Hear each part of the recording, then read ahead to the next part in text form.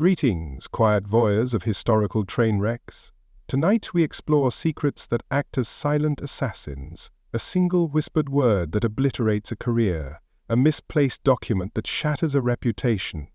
We're not just talking about skeletons in the closet, we're talking about a full-blown necropolis of forgotten sins, truths that refuse to stay buried.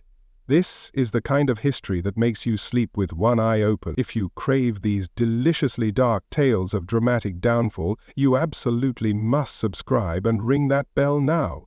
It's the only way to ensure these delightfully miserable histories keep finding you in the dead of night. Ah, the secret. That uniquely human invention born from a cocktail of shame, ambition, and the desperate need to present a flawless, curated version of ourselves to the world. We build little walls around our truths, convinced they are impenetrable fortresses.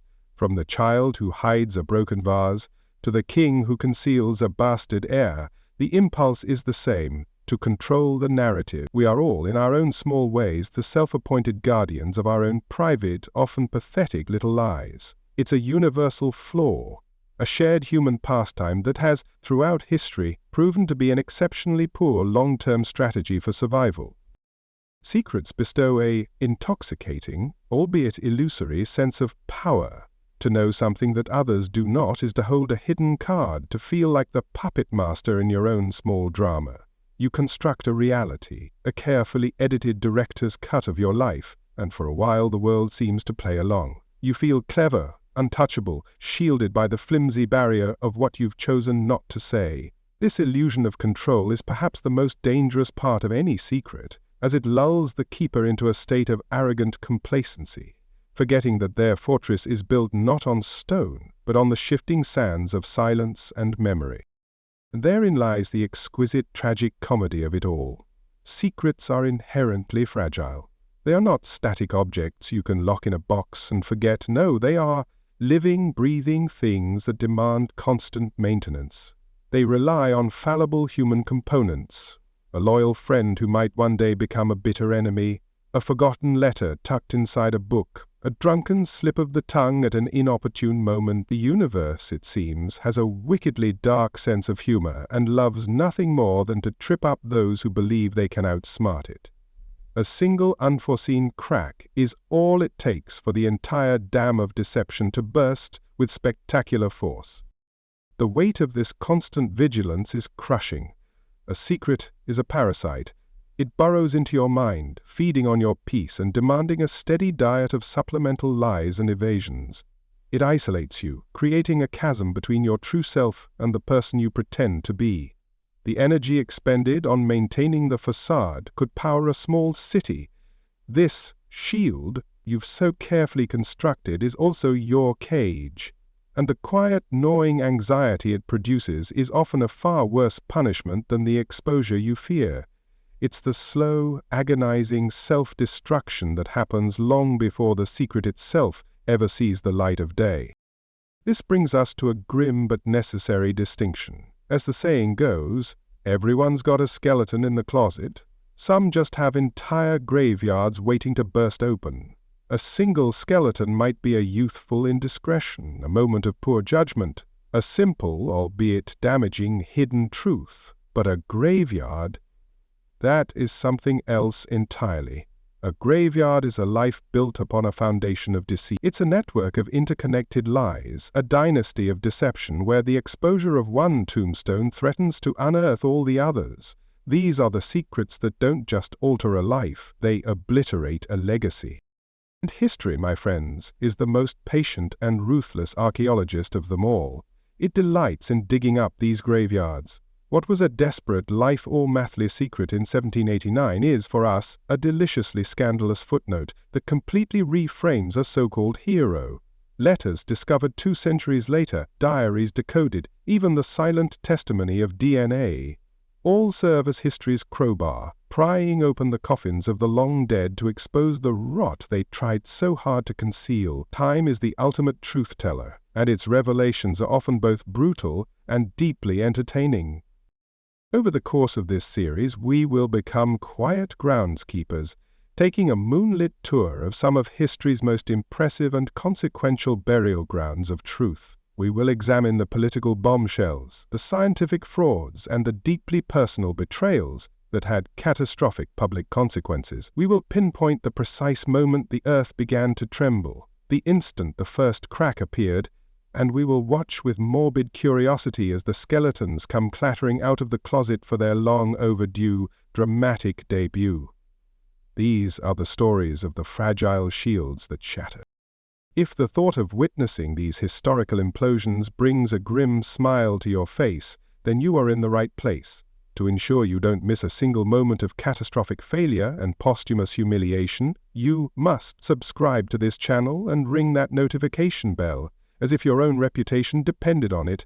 Liking this video signals to the great, unfeeling algorithm that you demand more of these uncomfortable truths. Help us dig up these stories, don't let them rest in peace. In the grand, often miserable theater of history, few stories demonstrate the destructive power of a state-sponsored secret quite like the Dreyfus affair.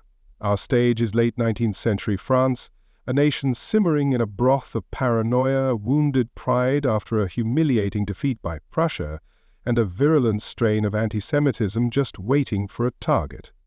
The French military, obsessed with its own honor, was a powder keg of insecurity. All it needed was a single spark to ignite a national inferno of injustice, and it found one in a wastepaper basket. It all began, as so many disasters do, with a piece of trash. In September of 1894, a French cleaning lady working at the German embassy in Paris, acting as a spy for French intelligence, found a torn-up, unsigned memo in an attaché's bin. This document, which would become infamously known as the Bordereau, was a handwritten list of French military secrets being offered to the Germans. The French counterintelligence agency, the statistical section, was thrown into a panic. There was a traitor in their midst, and a particularly clumsy one at that. The hunt was on. The problem was, their only real clue was the handwriting. In a frantic effort to protect the army's reputation, the officers of the statistical section began a desperate search for a match. They needed a culprit, and quickly. The investigation wasn't so much a search for the truth as it was an audition for the role of traitor. They examined the handwriting of several officers, looking for someone who fit a preconceived notion of a spy. The search was hasty, prejudiced, and tragically it would soon find its perfect victim. Captain Alfred Dreyfus. On paper, he was a dedicated, if somewhat aloof, artillery officer, but in the paranoid atmosphere of the French Third Republic, his profile was damning. He was from Alsace, a region lost to Germany, which made his loyalty suspect in the eyes of ardent nationalists. He was intelligent and ambitious, which bred jealousy among his peers. But most importantly, in a deeply anti-Semitic society, Alfred Dreyfus was Jewish. He was an outsider in a deeply insular institution, making him the perfect convenient scapegoat for a crime he did not commit. The so-called evidence was a joke from the start. A handful of experts, most notably a man named Alphonse Bertillon, who was more of a quack than a graphologist, were brought in to examine Dreyfus's handwriting. Under immense pressure from the Ministry of War, they dutifully found similarities between Dreyfus's script and the bordereau. They claimed Dreyfus must have forged his own handwriting to disguise it, a piece of circular logic so absurd it's almost admirable. The case was laughably thin, but it was enough. The Minister of War was convinced, and the wheels of a monstrous injustice began to turn. In mid-October of 1894, Dreyfus was summoned to the Ministry of War for what he believed was a routine inspection. Instead, he was met by Major Armand de Paty de Clan, a man who fancied himself a master of theatrical interrogations. De Paty, in a scene dripping with melodrama, accused Dreyfus of being nervous and then forced him to write from dictation, using words from the bordereau. He hoped to catch Dreyfus in a moment of guilt-ridden panic. Dreyfus, confused but composed, maintained his innocence. It didn't matter. Despite his protestations, Dreyfus was arrested for high treason. The military leadership knew their case was flimsy and would likely fall apart under public scrutiny. To remedy this, they committed an act of profound corruption. They created a secret file, a collection of rumors, forgeries and out-of-context documents that supposedly proved Dreyfus's guilt. This file was to be shown only to the judges of the court-martial, a flagrant violation of the defendant's right to see the evidence against him. It was a secret designed to guarantee a conviction. The court-martial that followed was a farce. Dreyfus and his lawyer ably dismantled the pathetic handwriting evidence presented in open court. For a moment it seemed an acquittal might be possible, but behind closed doors the presiding judges were shown the secret file. They were told that for reasons of national security its contents could not be revealed, but that they proved Dreyfus's guilt beyond all doubt. The judges, placing the army's honor above the law, dutifully complied. Dreyfus was found guilty. The system had conspired to devour an innocent man. The punishment was not just imprisonment, it was a ritual of total annihilation. In January of 1895, Dreyfus was subjected to a public ceremony of degradation. In the courtyard of the École Militaire, before a roaring mob and his former comrades, an officer ripped the insignia from his uniform, tore the stripes from his trousers, and broke his ceremonial sword over his knee.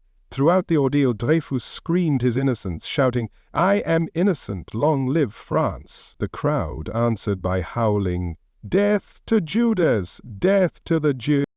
His destruction complete, Dreyfus was shipped to the aptly named Devil's Island, a barren, disease-ridden rock off the coast of South America. He was kept in solitary confinement in a stone hut under a blistering sun, forbidden to speak to his guards, his only company the crushing weight of his stolen life. The French military hoped he would be forgotten, a shameful secret left to rot and die in the tropics. They had disposed of the man, and they believed they had disposed of the truth along with him. They were wrong. While Alfred wasted away, his family, led by his fiercely loyal brother Mathieu, refused to surrender.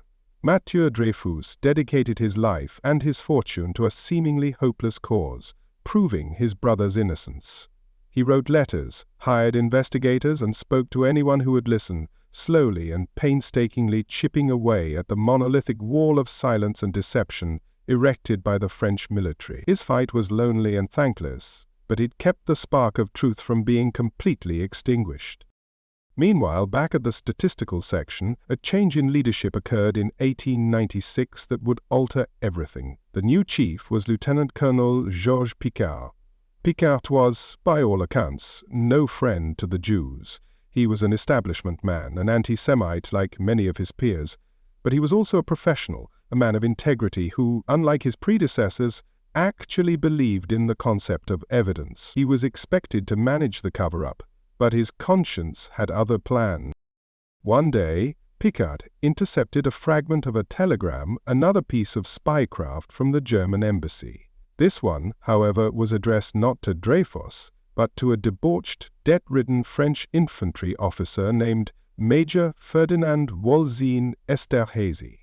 Picquart, intrigued, obtained a sample of Esterhazy's handwriting. His blood ran cold.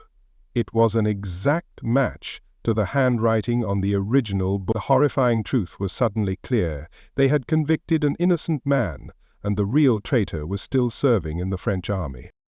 Filled with a sense of duty, Picquart took his explosive findings to his superiors. He expected them to be shocked, perhaps even relieved that the true culprit had been found. Instead, he was met with ice-cold fury. General Gauntz, his superior, put it bluntly. "What does it matter to you that this Jew remains on Devil's Island?" The honor of the army, he was told, was paramount. To admit such a colossal error, to confess that the top generals had overseen the conviction of an innocent man, would be a disgrace the institution could not survive. Picquart was ordered to bury his discovery. When Picquart refused to let the matter drop, the High Command acted swiftly to silence him. He was transferred to a series of increasingly dangerous posts in North Africa, a thinly veiled attempt to have him killed in a skirmish. Back in Paris, his subordinate, Major Drubert Joseph Henry, decided the evidence against Dreyfus needed a little reinforcement. Henry forged a new document, a letter that explicitly named Dreyfus. This forgery, the Faux Henri, was a desperate criminal act to prop up the original lie. By this point, however, the efforts of Matthias Dreyfus were beginning to bear fruit. Rumors of Esterhazy's guilt were spreading. Under public pressure, the army was forced to give Esterhazy a court-martial in January of 1898. It was a sham of epic proportions. The trial was over in 2 days, the military judges acting more like Esterhazy's defense attorneys. He was unanimously acquitted to the cheers of nationalists and the relief of the general's staff. The cover-up seemed complete and victorious. The acquittal of the obviously guilty man was a breaking point. It was one thing to convict an innocent man on flimsy evidence, but it was another to knowingly exonerate the real traitor just to save face. The entire affair reeked of a conspiracy that had spiraled out of control. It was at this moment that the world would learn a valuable lesson. Turns out a forged document can be more destructive than a cannonball. This grotesque parody of justice was the final straw for one of France's most celebrated writers, Émile Zola. A champion of the downtrodden and a fierce believer in truth, Zola had been following the case with growing outrage. The acquittal of Esterhazy convinced him that the entire French establishment, the army, the government, the church, was complicit in a monstrous crime. He decided to risk his career, his freedom, and even his life to blow the conspiracy wide open.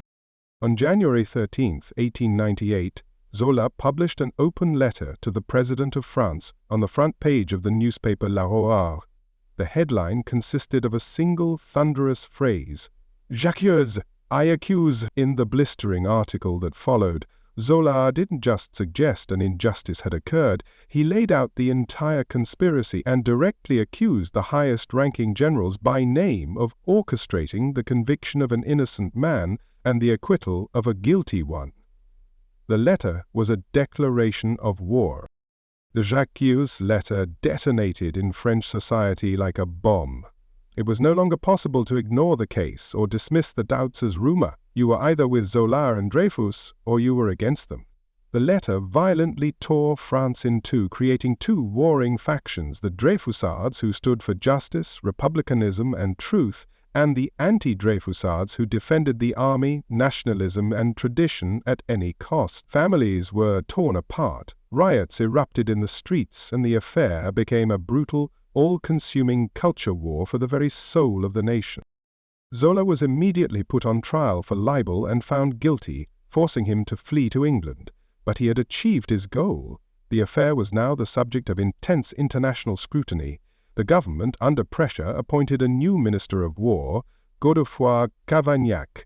Cavaignac, convinced of Dreyfus' guilt, read the faux Henri forgery aloud in Parliament to prove his case, but in doing so he subjected the document to expert analysis, which quickly revealed it to be a fake. Cornered, Cavaignac summoned Major Henry and demanded the truth. Broken under questioning, Henry confessed to forging the document. He was arrested and imprisoned at the Mont Valérien fortress. The following morning he was found dead in his cell, having cut his own throat with a razor. The suicide of the forger was the ultimate confession.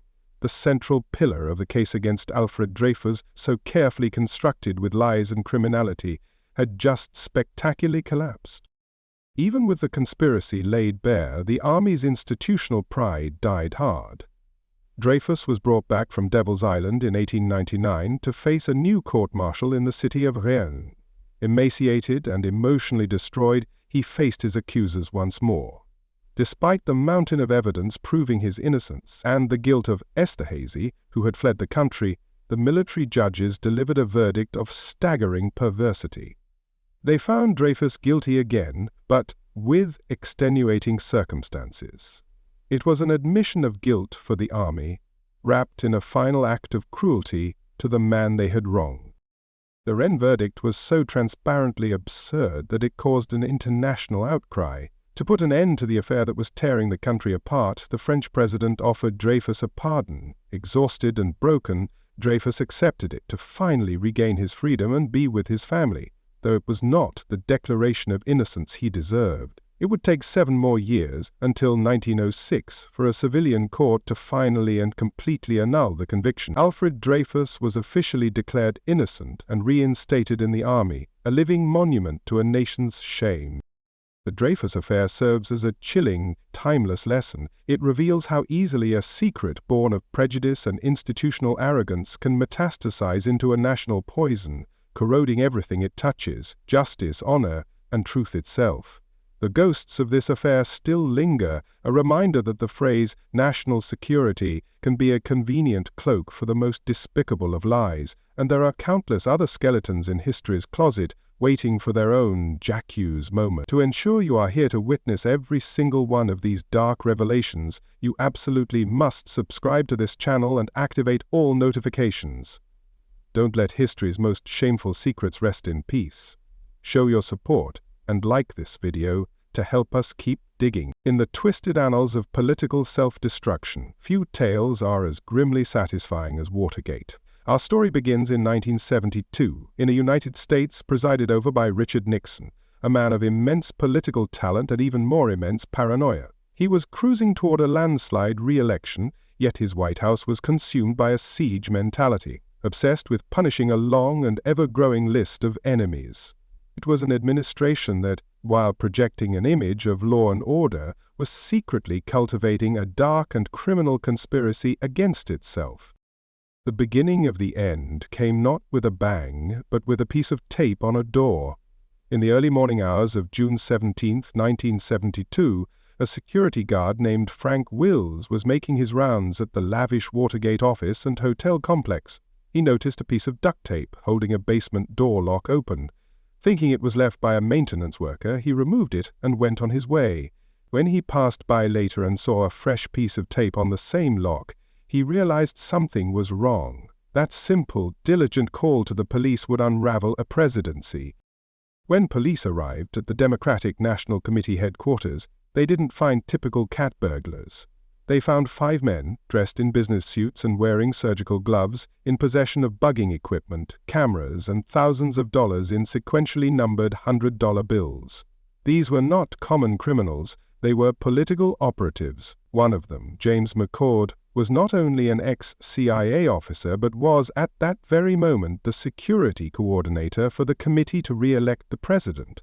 The first thread was already visible. The initial reaction from the White House was one of condescending dismissal.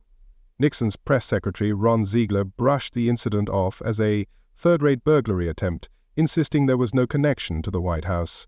He accused the press of trying to blow the story out of proportion.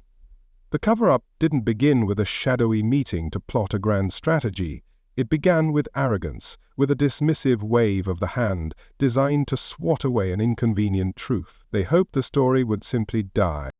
But the burglars weren't just random thugs. They were plumbers, part of a covert team financed by a slush fund from Nixon's re-election campaign, ominously known by the acronym CREEP. The committee to re-elect the president had raised enormous sums of money, some of which was funneled into an account for dirty tricks and political espionage against their opponents. The men caught in the Watergate weren't freelancers. They were soldiers in a secret war, and their capture threatened to expose the entire illegal operation. While most of the National Press Corps accepted the White House's denial and moved on, 2 young, hungry reporters at the Washington Post smelled a rat. Bob Woodward and Carl Bernstein, driven by a mixture of ambition and journalistic integrity, were assigned the seemingly minor story. They refused to let it go. They started making calls, digging into the burglars' backgrounds, and slowly, painstakingly began to connect the dots between this third-rate burglary and the highest levels of American power. Woodward had an ace up his sleeve, a secret source, a high-ranking official within the executive branch whom he codenamed Deep Throat. Decades later, this source would be revealed as Mark Felt, the associate director of the FBI. In a series of clandestine meetings in a dimly lit parking garage, Deep Throat confirmed the reporters' suspicions and guided their investigation, famously advising them to follow the money. He was the ghost in the machine, helping from the shadows as the official investigation stalled. And so, they followed the money. Woodward and Bernstein uncovered a complex trail of laundered funds, tracing a $25,000 check from a burglar's bank account all the way back to the committee to re-elect the president.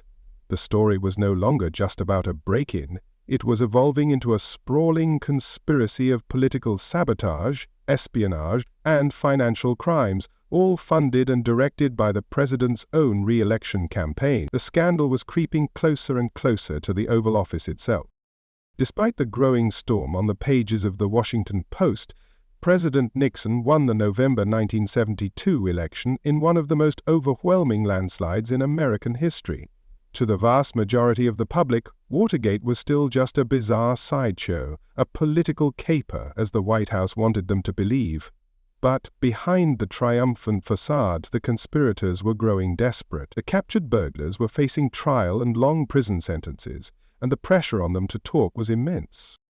To ensure their silence, a new, more serious crime was initiated: the payment of hush money. The White House began a covert operation to deliver hundreds of thousands of dollars in cash to the burglars and their lawyers. This was no longer about covering up a mere break-in. This was a criminal conspiracy to obstruct justice, a felony that implicated some of the president's closest aides, including his former Attorney General, John Mitchell. The cover-up was now far more dangerous than the original crime. But the conspiracy of silence couldn't hold. Just before his sentencing in March 1973, James McCord, facing the prospect of spending the rest of his life in prison, wrote a letter to the presiding judge, John Sirica. In the letter, McCord dropped a bombshell. He claimed that political pressure had been applied to the defendants to plead guilty and remain silent, that perjury had been committed during the trial, and that higher-ups were involved. The dam of secrecy had just sprung a major leak.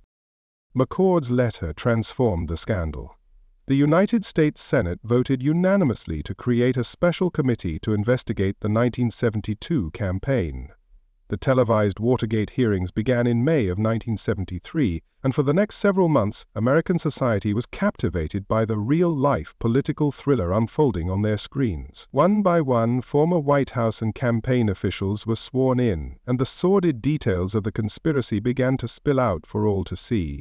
The hearings reached their dramatic peak with the testimony of former White House counsel John Dean. Over several days, Dean, in a calm and precise monotone, implicated the president himself. He testified that he had discussed the cover-up with Nixon on dozens of occasions, and warned him that there was a cancer on the presidency. But it was still just his word against the word of the President of the United States. There was no hard evidence, no definitive proof to back up his extraordinary claims. And then came the question that changed American history forever. During routine questioning of a White House aide named Alexander Butterfield, a committee investigator asked if there was any kind of recording system in the Oval Office. A tense silence fell over the room. Butterfield, clearly reluctant, had no choice but to answer truthfully under oath. Yes, he revealed, there was. The president had a secret, voice-activated taping system that recorded every conversation in the Oval Office. The revelation was an absolute earthquake. Suddenly there was a way to know for certain who was telling the truth. John Dean's claims could be verified. The president's denials could be exposed. The complex web of testimony and accusations could be cut through with the simple, objective sound of a tape recording. The focus of the entire Watergate investigation immediately shifted to a single, all-important goal: getting those tapes. This was the ultimate, tragic irony of Richard Nixon's downfall. A man obsessed with secrets, with controlling the narrative and preserving his version of history, had meticulously created the very tool that would destroy him. He had bugged himself, creating a detailed, undeniable record of his own criminal conspiracy. He thought he could record everything. Turns out, everything was too much. The new special prosecutor appointed to investigate the case, Archibald Cox, immediately subpoenaed the tapes. President Nixon refused to comply, claiming executive privilege gave him the absolute right to protect the confidentiality of his conversations. This set the stage for a constitutional crisis, a direct confrontation between the White House and the special prosecutor. The battle for the tapes was on, and Nixon was prepared to do anything to keep them secret. The standoff culminated on a single dramatic weekend in October 1973, an event that would become known as the Saturday Night Massacre. Nixon ordered his Attorney General, Elliot Richardson, to fire Archibald Cox. Richardson, a man of principle, refused and resigned in protest. Nixon then ordered the Deputy Attorney General, William Ruckelshaus, to fire Cox. He also refused and was fired. Finally, the third in line at the Justice Department, Solicitor General Robert Bork, complied and fired the special prosecutor. The massacre was a public relations disaster. Nixon's actions were seen as those of a tyrant, a man trying to place himself above the law. The public outcry was deafening. Under immense pressure, Nixon reluctantly agreed to turn over some of the tapes, but when they were delivered, one of the most crucial conversations, a discussion between Nixon and his chief of staff just days after the break-in, had a suspicious gap of 18.5 minutes. The official explanation for the gap was almost comical in its absurdity. The president's loyal secretary, Rosemary Woods, claimed she had accidentally erased that portion of the tape. She demonstrated for the cameras how she might have kept her foot on the transcriber pedal while reaching for the phone, a physical contortion so unlikely it was dubbed the Rosemary Stretch. The clumsy, unbelievable explanation only deepened public suspicion that the White House was actively destroying evidence. The new special prosecutor, Leon Jaworski, continued the fight for the remaining tapes, and the case eventually reached the Supreme Court. In July of 1974, the court ruled unanimously, 8-0, that President Nixon must surrender the tapes. They rejected his claims of absolute executive privilege. His last legal and political firewall had been breached. There was nowhere left for him to hide. Among the tapes Nixon was finally forced to release was the one that would seal his fate. Recorded on June 23, 1972, a mere 6 days after the Watergate break-in, it captured Nixon and his Chief of Staff, H.R. Haldeman, discussing a plan to use the CIA to block the FBI's investigation by claiming it was a matter of national security. It was the smoking gun, the undeniable, irrefutable proof that Nixon had been at the center of the criminal obstruction of justice from the very beginning. When the transcript of the smoking gun tape was released, Nixon's remaining political support vanished instantly. The 10 Republican congressmen on the Judiciary Committee who had voted against impeachment all announced they would now vote to impeach him for obstruction of justice. A delegation of senior Republican leaders, including Senator Barry Goldwater, visited the White House to deliver the grim news. His impeachment by the House was certain, and his conviction and removal from office by the Senate were a foregone conclusion. On the evening of August 8, 1974, Richard Nixon addressed the nation from the Oval Office for the final time as president. He announced that he would resign the presidency, effective at noon the following day. In a speech devoid of any admission of guilt, he claimed he was resigning because he no longer had a strong enough political base in the Congress to govern effectively. The next day, he flashed his signature V for Victory sign, boarded Marine One, and flew away from the White House forever. Just over a month later, his successor, President Gerald Ford, granted Nixon a full, free, and absolute pardon for all crimes he committed or may have committed while in office. The man at the very top of the conspiracy would never face charges, a trial, or a prison cell. The pardon was deeply controversial, but Ford argued it was a necessary act to finally move on from the long national nightmare. Watergate remains a dark and farcical cautionary tale. It's the story of how a culture of secrecy and paranoia cultivated by a president obsessed with his enemies can lead to the corrosion of democracy itself. Yet it is also the story of how that seemingly impenetrable fortress of lies was brought down by the diligence of a security guard, the stubbornness of 2 reporters, and the magnificent, self-incriminating hubris of a president who recorded his own downfall. There are countless powerful figures who thought their secrets were safe. We are here to prove them wrong. To join our mission to declassify history's darkest secrets, you must subscribe to this channel and ring that notification bell until it echoes. Liking this video is the best way to tell us you demand more uncomfortable truths. Don't let them get away with it. In the cool, grey world of early 1960s Britain, the old order was beginning to fray. It was an era caught between the stiff upper lip of the post-war establishment and the rebellious sneer of a rising youth culture. At the head of the government stood Prime Minister Harold Macmillan, a patrician figure who exuded an air of unflappable calm. His conservative government seemed secure, but it was about to be mortally wounded by a secret that had nothing to do with budgets or policies, and everything to do with sex, spies, and a swimming pool.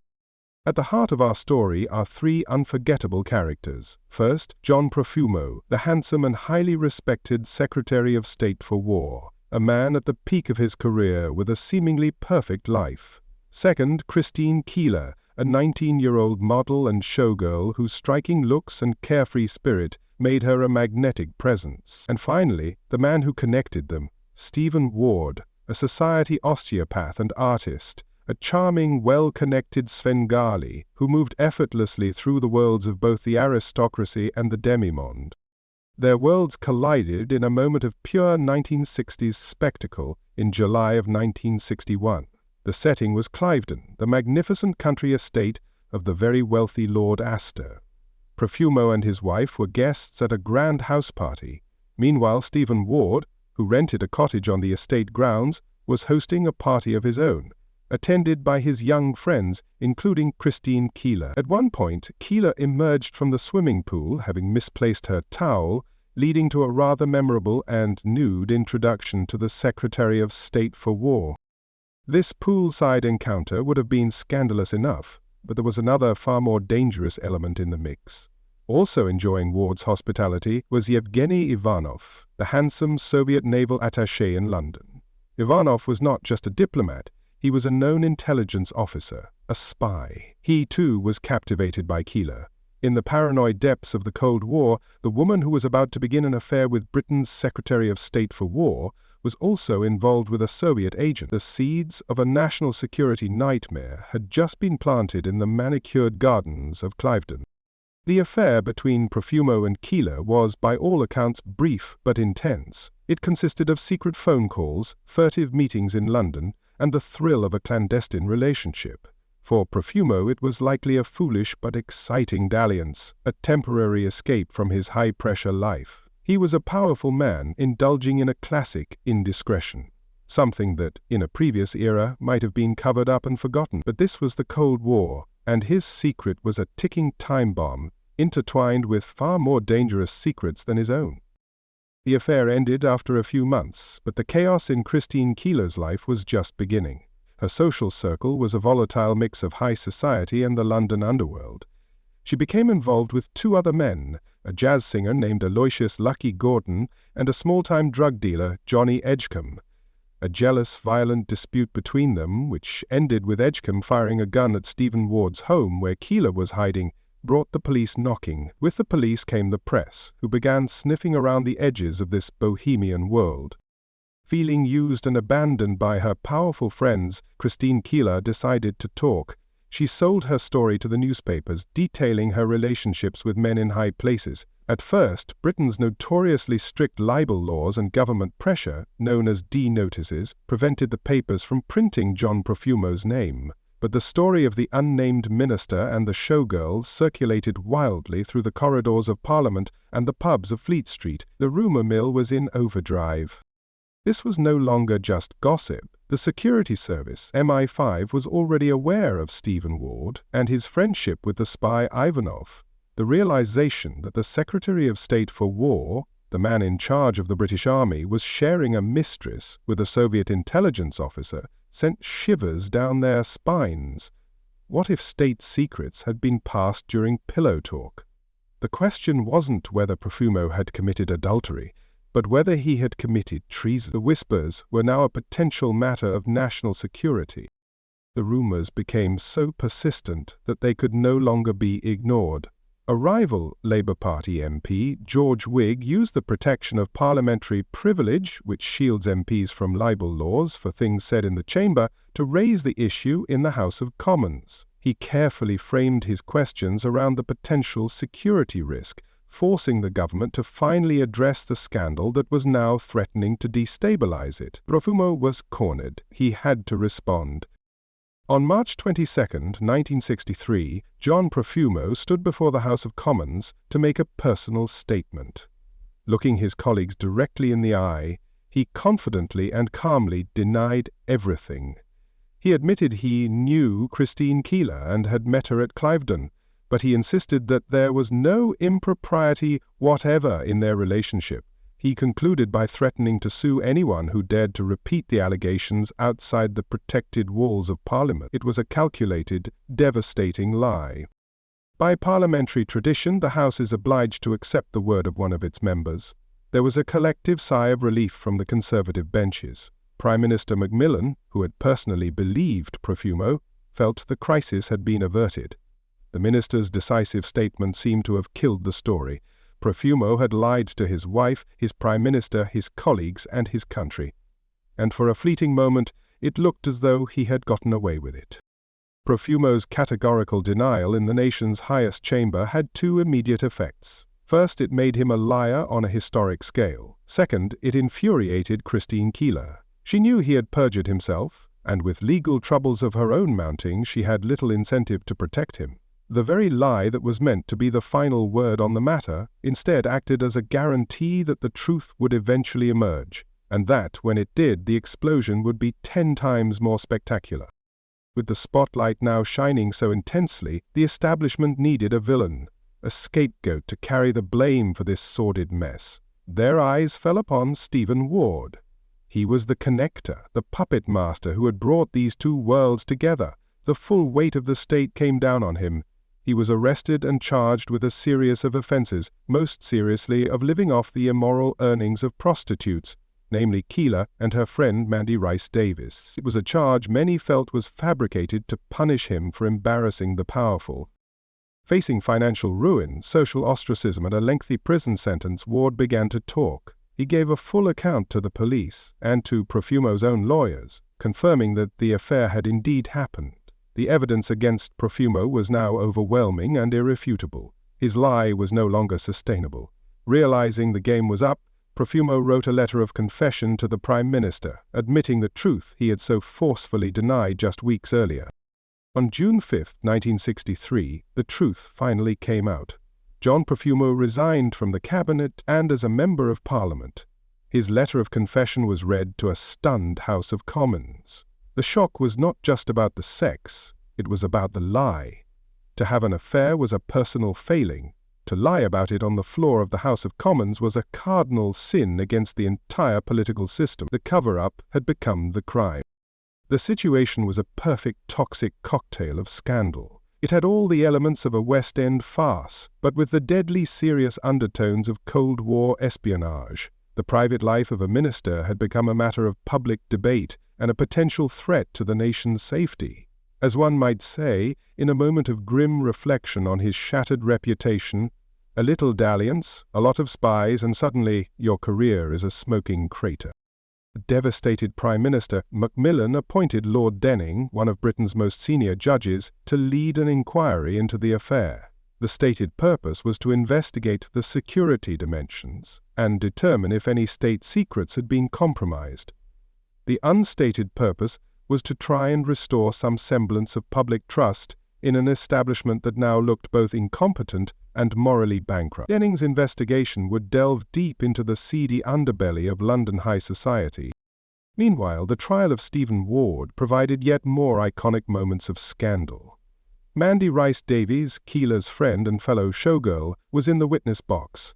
The prosecuting counsel pointed out that Lord Astor, the owner of Cliveden, denied having had an affair with her. Rice Davies, with a disarming shrug, delivered a line that would go down in history. Well, he would, wouldn't he?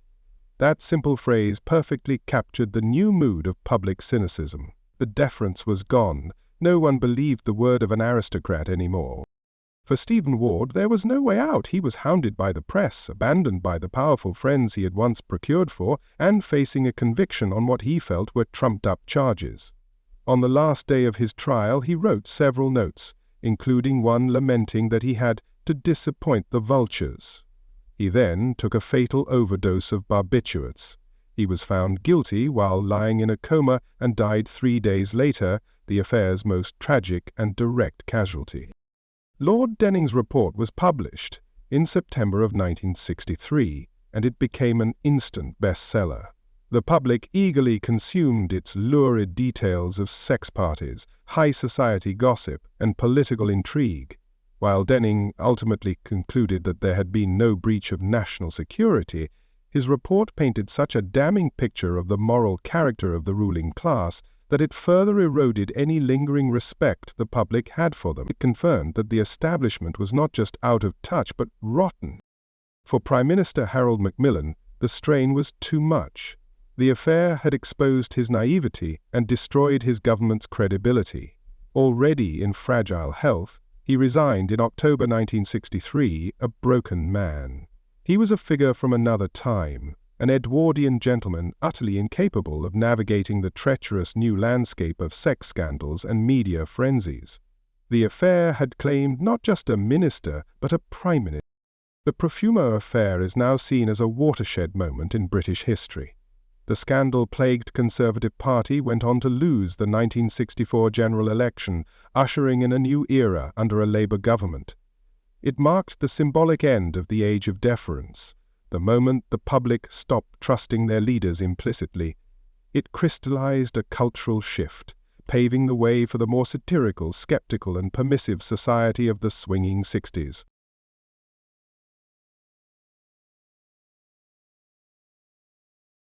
In the aftermath, John Profumo vanished from public life. In a quiet but remarkable act of penance, he dedicated the rest of his long life to working for a charity in the East End of London.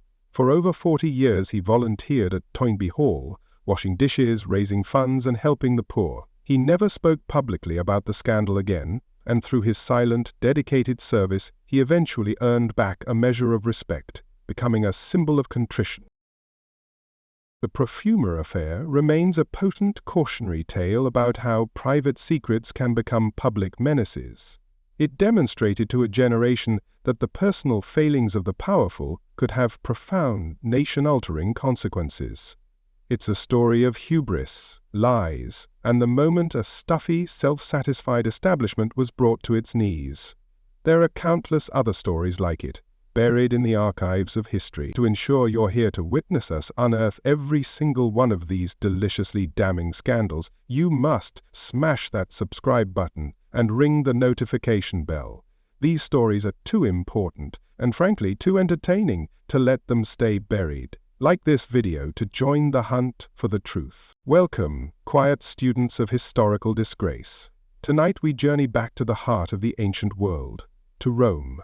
A city of unimaginable power, marble monuments, and gods who walked among men. Or rather, men who acted like gods. But behind the imperial purple and the grand triumphs lay a rotten core of paranoia, depravity, and cruelty. Our guide into this sordid underworld is the ancient historian Suetonius, the man who knew where all the skeletons were buried, and better yet, he took notes. Gaius Suetonius Tranquillus was no mere chronicler of battles and laws. As an imperial secretary, he had access to the official archives, and, more importantly, to the unofficial gossip that swirled around the palace. His masterpiece, The 12 Caesars, is less a dry political history and more a collection of character assassinations, filled with scandalous anecdotes, sexual deviancy, and personal failings. Was it all true? Probably not. Was it exaggerated for dramatic effect? Almost certainly. But the dark humor of it all is that even if only half of it is true, it's still one of history's most spectacular horror shows. In the Roman Empire, a secret was more than just embarrassing. It was a weapon. When one man holds absolute power, his personal character becomes a matter of state security. A rumor of madness, a whisper of a forbidden vice, or a story of grotesque cruelty wasn't just idle gossip. It was a potential justification for a conspiracy, a green light for an assassination plot. In the high-stakes game of Roman politics, an emperor's darkest secret was often a self-written death warrant, just waiting to be signed by his own Praetorian Guard. The trend began early. Even the great Julius Caesar was famously described by one rival as every woman's husband and every man's wife, a rumor that followed him his whole life. His successor, the famously stoic Augustus, tried to impose a new era of morality on Rome, even exiling his own daughter Julia for her notoriously scandalous affairs. Augustus understood how damaging such behavior could be to the imperial image. His successors, however, possessed none of his self-control and all of his power, a truly terrifying combination. This brings us to Tiberius, the successor Augustus never really wanted. A gloomy, resentful man, Tiberius grew to hate Rome and its political games. He eventually abandoned the capital and retreated to his pleasure palace on the idyllic island of Capri. It was here, shielded from public view, that the competent administrator reportedly devolved into one of history's most infamous sexual predators. His retirement from Rome was a retirement from all decency, and the stories that trickled out would forever stain his name. According to Suetonius, Capri was not a peaceful retreat, but a meticulously organized den of depravity. Tiberius allegedly filled it with erotic art and presided over elaborate orgies. The most disturbing tales involve him training young boys he called his minnows to nibble at him in his swimming pool. He was also a master of cruel and unusual punishment, capable of having a man's face scrubbed with a crab for the smallest offense. Whether fact or fiction, these stories painted a picture of a monstrous ruler, hidden away on his island of Sid. After Tiberius came his grandnephew Caligula, whose name has become synonymous with imperial madness. He began his reign as a beloved, popular leader, but after a severe illness, something inside him seemed to have snapped. He descended into a reign of terror marked by wild extravagance, a belief in his own divinity, and a contempt for all tradition. He supposedly engaged in incestuous relationships with his sisters, turning the palace into his personal brothel and executing senators on a whim. The most legendary story of his madness, the punchline to the grim joke that was his reign, was his relationship with his favorite horse, Incitatus. Caligula adored the horse, giving it a marble stable, a jeweled collar, and even a house full of servants. The ultimate insult to the Roman elite was his rumored plan to appoint Incitatus to the position of consul, the highest office in the Republic. It was a gesture of supreme contempt, designed to show that his horse was more worthy of power than any of Rome's leading men. An emperor this unpredictable and tyrannical could not last. Caligula's cruelty, his humiliation of the Senate, and his general madness made his assassination an inevitability. In the year 41, after less than 4 years on the throne, he was cornered and stabbed to death by officers of his own Praetorian Guard, the very men meant to protect him. His secrets weren't just vices, they were active threats to everyone around him, and so they eliminated the source. Hiding behind a curtain during the chaos of Caligula's murder was his uncle, Claudius, a man with a limp and a stammer whom the family had long hidden away as an embarrassment. The guards, needing a new emperor, dragged him out and proclaimed him the new ruler of Rome. Surprisingly, Claudius proved to be an intelligent and effective administrator, but his secret weakness, his fatal flaw, was his catastrophic taste in wine. His third wife, the young and beautiful Messalina, was a woman of legendary promiscuity. Suetonius claims she would sneak out of the palace at night to work in a brothel, purely for the thrill of it. The most outrageous story claims she challenged Rome's most famous prostitute to a sexual endurance contest and won easily. The final straw came when she went through a public marriage ceremony with her lover while still married to Claudius. This was a secret that could not be kept, and when Claudius finally learned of it, a humiliated emperor had no choice but to order her execution. Then came Nero, perhaps the most infamous emperor of them all. He began his reign under the wise guidance of his tutor, the philosopher Seneca, but soon his colossal ego and artistic pretensions took over. Nero fancied himself a world-class singer, poet, and lyre player. He forced senators and their wives to attend his private concerts, which could last for hours. Guards were posted at the doors, and no one was allowed to leave, not even for childbirth. It was performance art, as a hostage situation. But Nero's secrets soon turned from the merely narcissistic to the truly monstrous. His ambition and paranoia led him to murder his own domineering mother, Agrippina. His attempts were comically inept at first, including a specially designed collapsible boat that failed to drown her. He eventually gave up on subtlety and just sent soldiers to stab her. Later, when a great fire ravaged Rome, the rumor spread that Nero had started it himself so he could rebuild the city in his honor, allegedly singing and playing his lyre as it burned.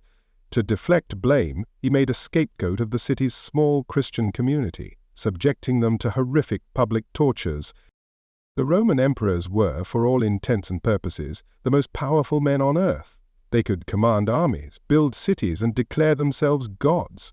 But even with all that power, there were some things they couldn't control, like the stories people told about them in secret. Turns out even absolute power can't hide a truly embarrassing toga party. Jumping forward a few decades, we find Emperor Domitian, a man who combined administrative efficiency with a deeply paranoid and cruel nature.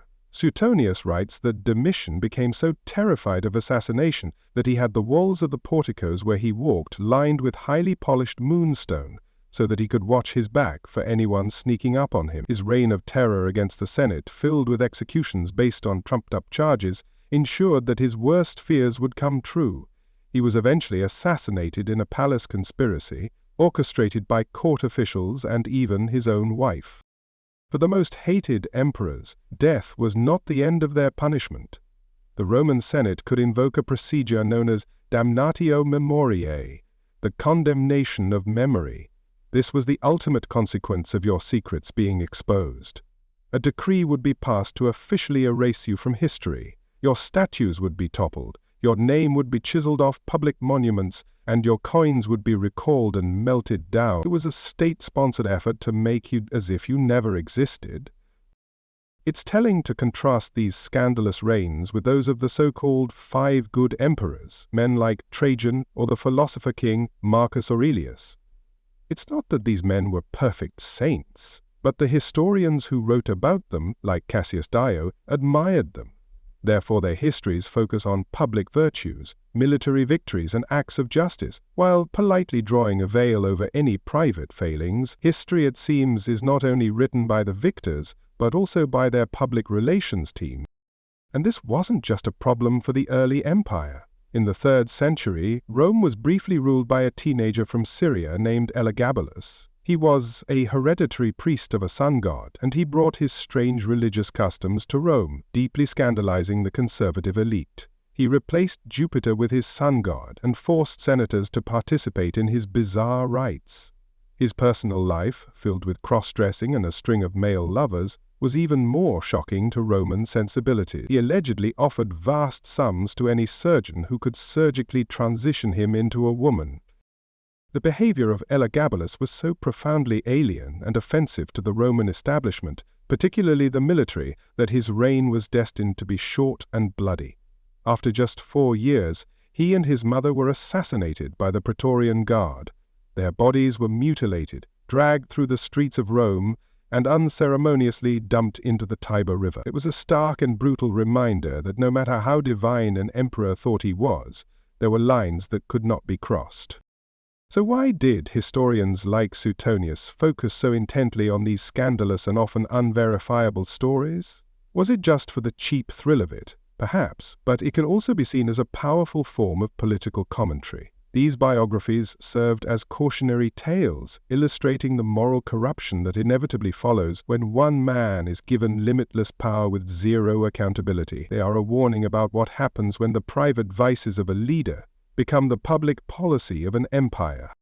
Ultimately, the secret histories of the Roman emperors reveal that their grip on power was always more precarious than it seemed. A whispered rumor in the Senate, a scandalous story passed from slave to citizen, a joke about a horse becoming a consul, these things could erode an emperor's authority more effectively than a lost battle.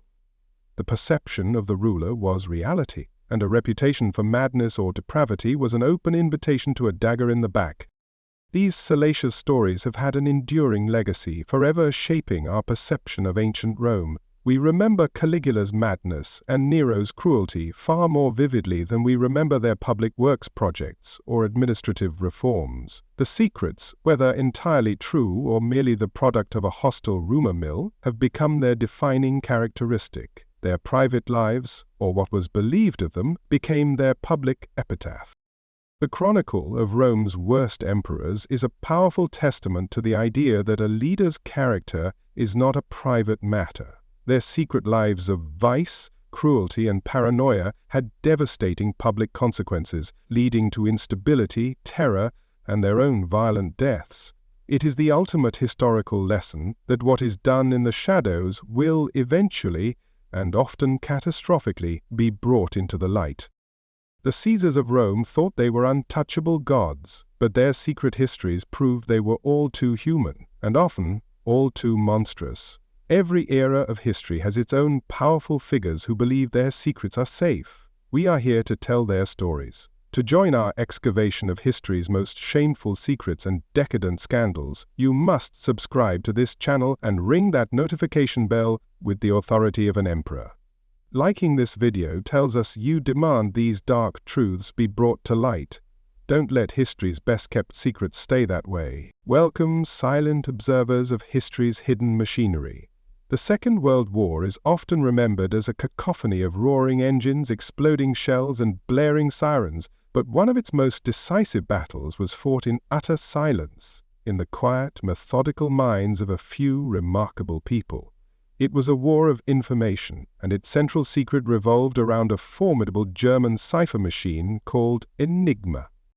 To the German High Command, the Enigma machine was a technological marvel, a guarantor of their security. It was an electromechanical device that used a series of rotating wheels and a plug board to scramble plain text into what they believed was an unbreakable code. The number of possible starting positions for the machine ran into the trillions upon trillions, a number so vast that the odds of guessing the correct key on any given day were practically zero. They trusted it completely. Their most vital secrets they believed were perfectly safe. But the story of Enigma's downfall doesn't begin in Britain. It begins in Poland, in the 1930s. While the rest of the world saw Enigma as impenetrable, a small group of brilliant mathematicians at the Polish Cipher Bureau, led by the visionary Marian Rejewski, refused to accept defeat.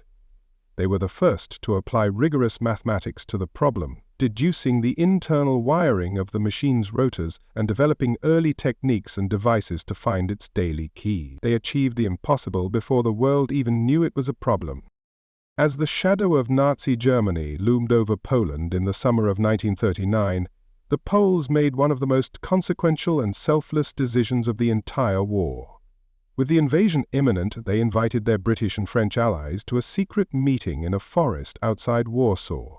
There, they freely gave away their life's work, every discovery, every technique, and even 2 Polish-built replica Enigma machines. It was an act of breathtaking intellectual generosity, a gift that would provide the Allies with their single greatest weapon. The keeper of this new secret weapon became a drab country estate northwest of London called Bletchley Park. Known officially as Station X, it was the top-secret home of the Government Code and Cipher School. This was no ordinary military base. Its ranks were filled with university professors, chess grandmasters, linguists, mathematicians, and crossword puzzle experts. It was a motley collection of Britain's brightest minds, all brought together for one purpose: to wage a silent, cerebral war against the German code machines. Ironically, the first cracks in Enigma's armor were provided not by mathematical genius, but by human error.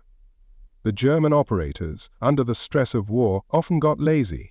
They would choose predictable keys, like 3 consecutive letters on the keyboard or the initials of a girlfriend. They would sometimes pad their messages with filler like Heil Hitler.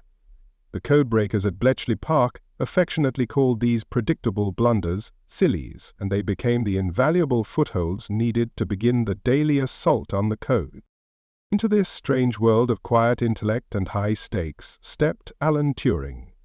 An eccentric, socially awkward, and profoundly brilliant Cambridge mathematician, Turing is now rightly seen as the father of modern computing. He was not just a codebreaker. He was a visionary who understood that it would take a machine to beat the machine. He conceptualized a device that could automate the logical process of elimination, turning the fight against Enigma into an industrial process.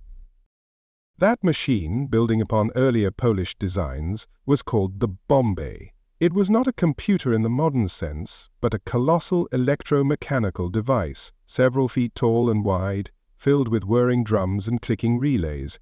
Its job was to test thousands upon thousands of possible Enigma rotor settings, searching for logical contradictions based on a likely snippet of crib. When the machine stopped, it wouldn't have the answer, but it would have drastically reduced the number of possibilities for the human analysts to check. The work at Bletchley Park was a relentless daily race against the clock. At midnight every night, every Enigma network across the entire German military would reset its machine's rotors to a new key. This meant that all the painstaking work of the previous day became useless. The codebreakers had a 24-hour window to find the day's new key, or the intelligence would go dark. Every single day was a new, high-pressure intellectual sprint from a standing start. Nowhere were the stakes of this race higher than in the cold, grey waters of the North Atlantic. German U-boats, hunting in wolf packs, were inflicting devastating losses on the Allied convoys that served as Britain's lifeline. If the U-boats succeeded in starving Britain into submission, the war would be lost. Breaking the naval Enigma code, codenamed Shark, was not an academic exercise, it was a matter of national survival. The ability to read the U-boats' communications was the single most important prize of the secret war. Through a combination of brilliant deduction, grueling work, and immense bravery, including the capture of Enigma machines and codebooks from sinking German vessels, Bletchley Park began to break the naval codes with regularity.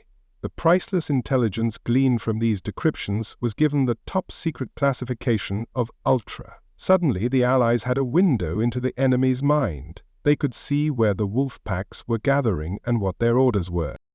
The effect of Ultra was transformative. Allied commanders could now reroute their vulnerable convoys to avoid the waiting U-boats. Even more devastatingly, they could send their own destroyer hunter-killer groups to the exact locations where the U-boats were planning to rendezvous. The hunters had become the hunted. The tide of the Battle of the Atlantic began to turn, thanks to a secret the Germans were convinced could not possibly have been compromised. But this is where the story turns from a tale of heroic intellectual triumph to a dark history of moral compromise. Cracking the code was only half the battle. The true challenge, and the source of the operation's greatest anxieties, was how to use the information without revealing the source. The biggest secret wasn't just what they knew, but that they knew it. This supreme secrecy created an ongoing series of agonizing moral calculations. Imagine Ultra reveals the precise time and target of a major German bombing raid. If you evacuate the city or stack the target with an impossibly large anti-aircraft defense, the Germans will know with absolute certainty that their communications are compromised. They will immediately change the Enigma system, perhaps adding more rotors or changing procedures. The Ultra source, the golden goose of intelligence, would be lost forever, and the war might be lost with it. The most famous, though likely exaggerated example of this brutal logic is the bombing of the city of Coventry in November 1940. The persistent legend claims that Winston Churchill knew the raid was coming from Ultra intelligence, but chose not to mount a full-scale defense or evacuation in order to protect the priceless secret. While historians now believe Ultra provided only an imprecise warning, the Coventry myth endures because it so perfectly illustrates the terrible, cold-blooded calculus that the Ultra secret demanded. Sometimes, you might have to sacrifice a pawn to win the game. To prevent the Germans from ever suspecting the truth, every action taken based on ultra-intelligence had to be laundered through a plausible cover story. If a U-boat's location was known from a decrypt, an Allied reconnaissance plane would be sent out on a routine patrol pattern that would, by sheer coincidence, lead it directly over the submarine. The subsequent sinking would then be attributed to sharp-eyed pilots, or good luck, never to the code breakers at Bletchley. This meant that the Allies were effectively fighting two wars at once, the hot war against Germany and a secret internal war of deception to protect their source. Every military plan, every convoy route, every troop movement influenced by Ultra had to be accompanied by a carefully constructed fiction. The German High Command, blinded by their faith in Enigma, consistently attributed their stunning reversals of fortune to Allied spies, superior reconnaissance, or just plain bad luck. The psychological weight of this secret was immense. It was a burden carried by only a handful of senior commanders and politicians, most notably Churchill himself. These men were forced to hold the power of gods, making decisions that would knowingly lead to the deaths of their own soldiers or civilians. all to protect the secret that would save millions more in the long run. It was a lonely, terrible, and necessary burden, the true, dark heart of the ultra-secret. This culture of extreme secrecy extended to Bletchley Park itself. The thousands of men and women working there were compartmentalized, each knowing only their small piece of the vast, complex puzzle. They were all bound by the Official Secrets Act, forbidden from breathing a word of their work to anyone, not to their families, not to their spouses, not to their closest friends. For the rest of their lives, they were to be, as Churchill described them, the geese that laid the golden eggs and never cackled. The intelligence from Ultra proved decisive across every theater of the war. It guided Montgomery in the deserts of North Africa and gave Eisenhower a priceless advantage in the preparations for D-Day. It is now estimated that the work done at Bletchley Park shortened the war by at least 2 years, saving, by some calculations, upwards of 14 million lives. And the Germans never caught on. They went to their graves blaming anything and everything but their supposedly unbreakable machine. When the war ended, the secret was not declassified, it was buried. On Churchill's orders, the Bletchley Park operation was to be wiped from history. The pioneering Bombay machines were dismantled, documents were burned, and everyone involved was reminded of their lifelong vow of silence. The British government wanted to maintain its code-breaking advantage in the new Cold War, and so one of the most important stories of the 20th century was locked away. For 30 years, the world knew nothing of Bletchley Park, Ultra, or the geniuses who had made victory possible. The official histories of the war were written without this crucial chapter. Alan Turing, the man who had done more than almost anyone to defeat the Nazis, was persecuted by the government for his homosexuality in the post-war years. He died in 1954 in total obscurity, his monumental contribution to the Allied victory a state secret. It wasn't until the mid-1970s that the first books, sanctioned by the British government, began to cautiously lift the veil of secrecy. The world was stunned. A secret history of the war was revealed, a story of quiet, intellectual heroism that had remained hidden for a generation. The veterans of Bletchley Park, now elderly, were finally able to speak of their extraordinary achievement. The story of Enigma and Ultra is the ultimate dark history of a life-saving secret. It was a victory won not on the battlefield but in the mind, a war decided by logic, mathematics, and a series of soul-crushing moral compromises. It is a profound testament to the silent, unseen forces that shape our world. There are countless other classified stories, other silent battles and secret burdens, still waiting in the archive. To ensure you are here for every single declassification, you must subscribe to this channel and activate all notifications this instant. Liking this video helps our mission to uncover the dark and often dull histories that were anything but. Don't let these truths remain buried. Welcome, keepers of classified knowledge. Tonight we discuss a secret so vast it required the construction of entire cities in hidden valleys, a secret so profound it was built upon the very laws of physics, and so terrible its revelation would instantly and irrevocably change the world forever. This wasn't just a military secret concealed from the enemy, this was a species-level secret, hidden by humanity from itself. This is the story of the Manhattan Project. Our story begins not with generals, but with physicists, specifically a group of brilliant scientists who had fled the rising tide of fascism in Europe and found refuge in America.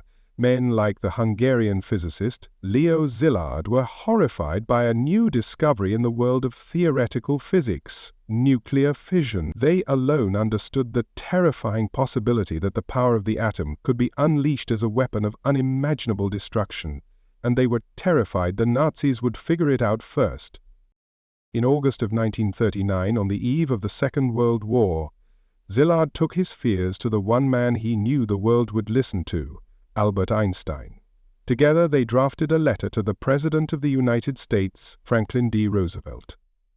The now famous Einstein-Szilard letter was a stark warning that it might be possible to construct extremely powerful bombs of a new type, and that the German government was actively working towards this goal. This letter was the single spark that would eventually ignite a firestorm. At first, the US government, already preoccupied with a war in Europe it had not yet joined, moved with bureaucratic slowness. The concept of an atomic bomb sounded like something out of the science fiction pulp magazines of the day.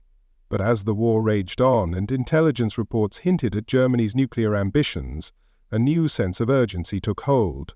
A secret, desperate race against a potential Nazi atomic bomb had begun, and America was already behind. In 1942, the scattered research efforts were consolidated into a single, top-secret endeavor, codenamed the Manhattan Engineer District to conceal its true purpose. At its head were two profoundly different men who would come to define the project. General Leslie Groves, a gruff, pragmatic, and relentlessly driven military engineer, and J. Robert Oppenheimer, a charismatic, chain-smoking, and deeply complex theoretical physicist, who would become the weapon's chief architect.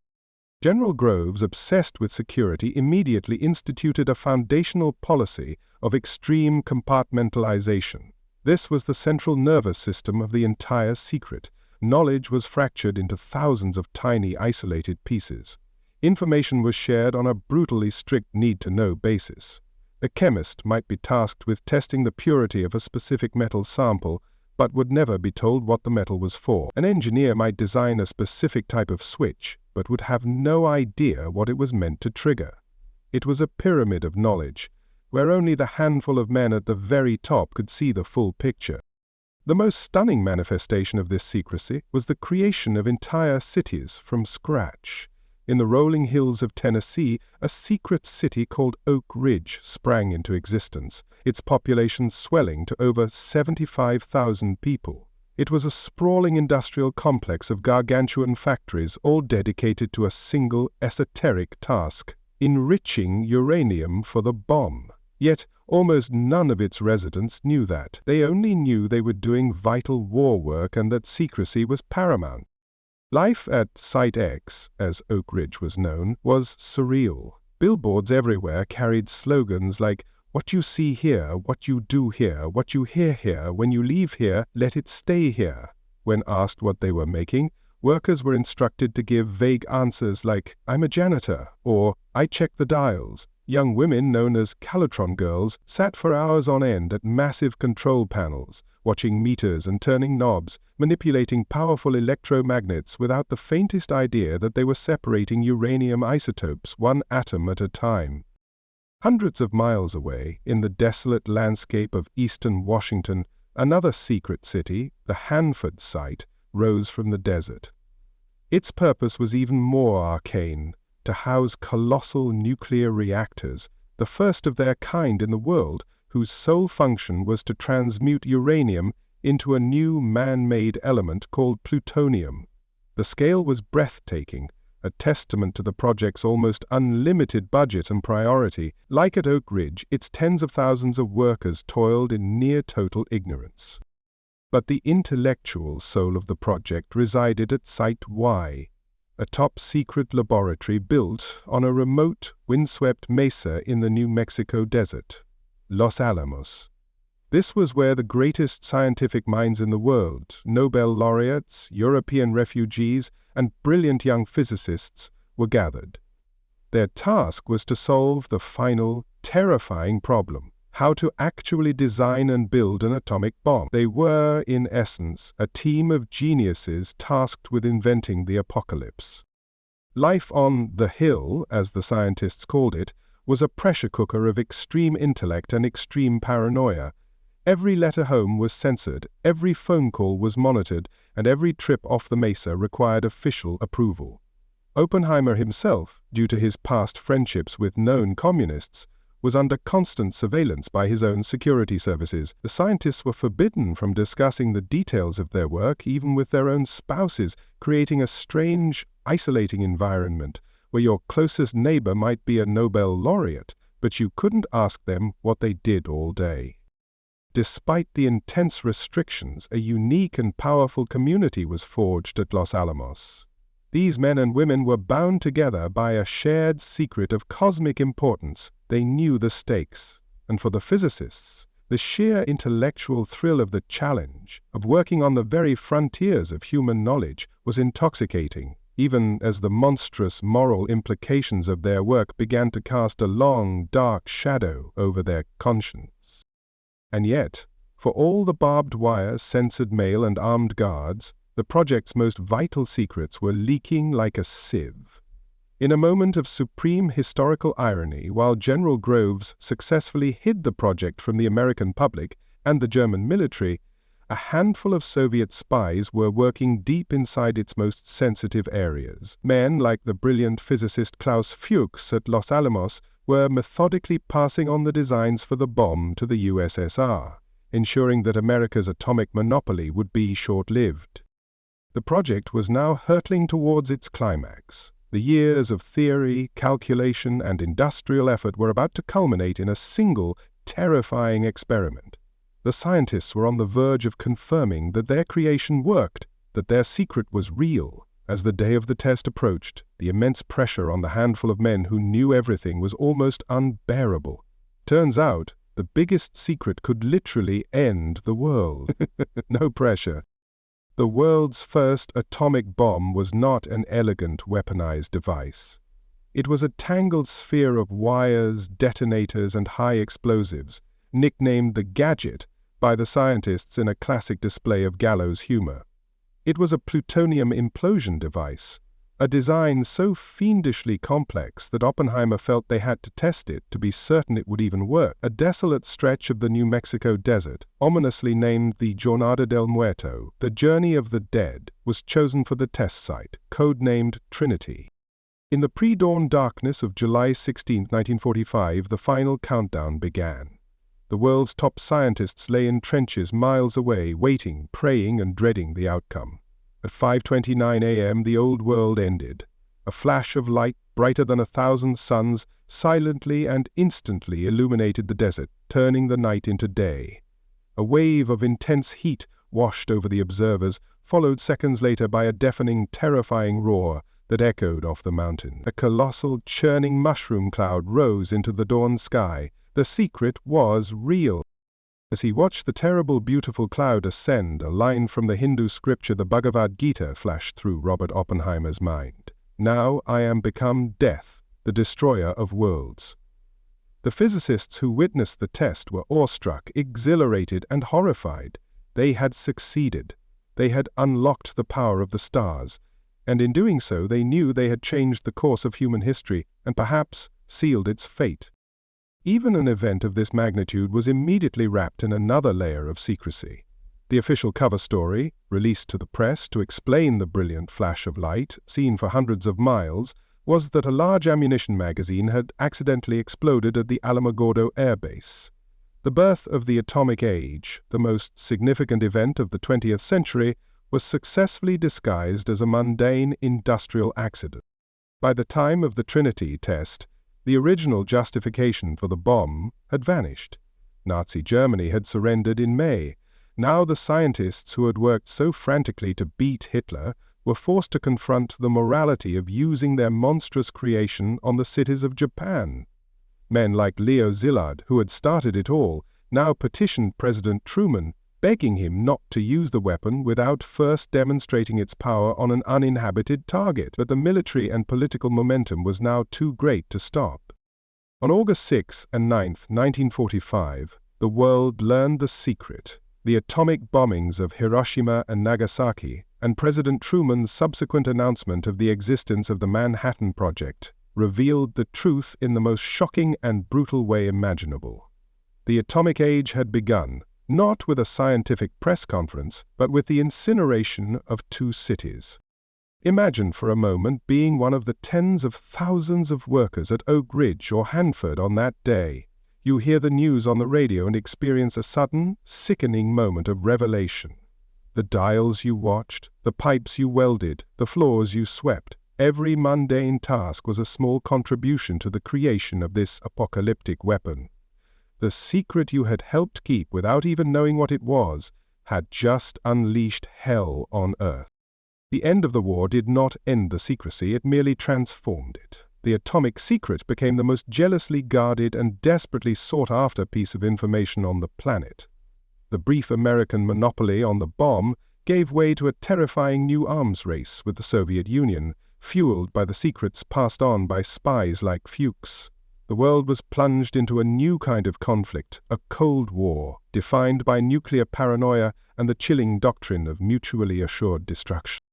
The Manhattan Project stands as the ultimate example of a secret that reshaped the world. Its successful creation was a triumph of human intellect and industrial might, a secret kept on an unimaginable scale. But its legacy is one of perpetual, low-grade fear. It is the one secret that, once told, could never be unwrung. It is the knowledge of our own ability to destroy ourselves.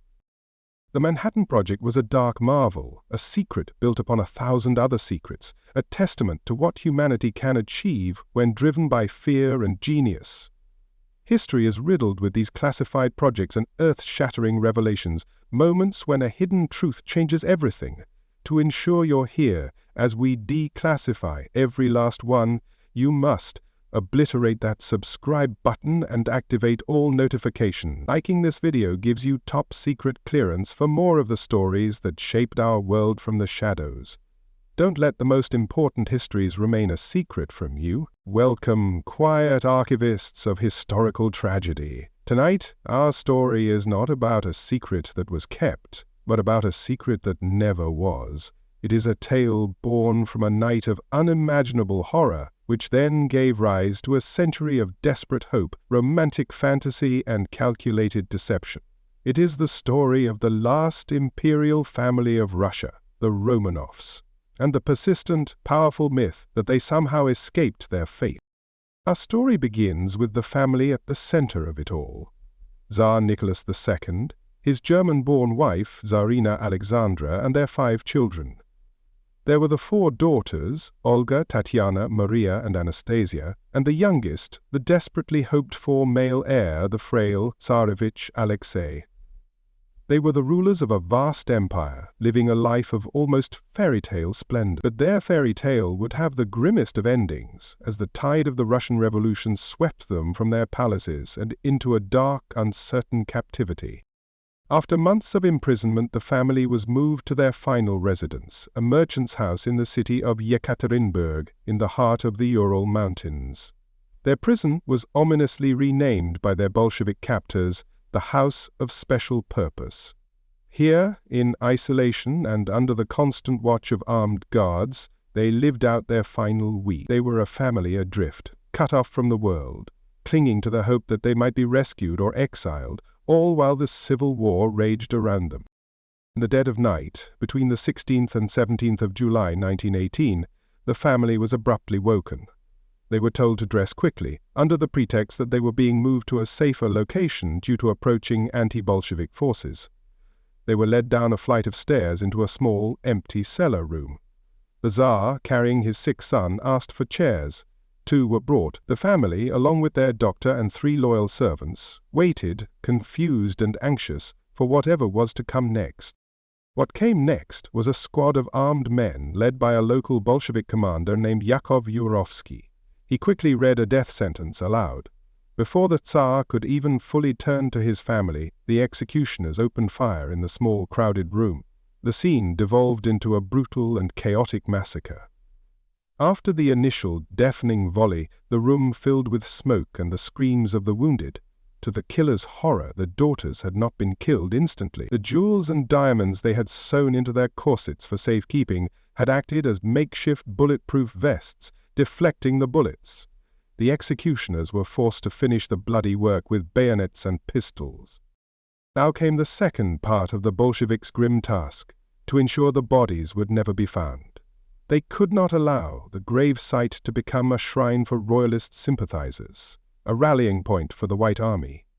Yurovsky and his men loaded the 11 bodies onto a truck and drove them to a remote forest clearing. In a frantic, clumsy and ghoulish effort that lasted 2 days, they attempted to destroy the remains with sulfuric acid and fire, before finally burying them in a shallow pit concealed beneath a road. This botched, secret disposal was the fertile ground from which a century of myths would grow. The Bolsheviks, for political reasons, were deliberately vague about what had happened. They officially announced the death of the Tsar but remained silent on the fate of his wife and children. This calculated ambiguity, combined with the fact that there were no bodies to prove the crime, created a perfect storm of rumor and speculation.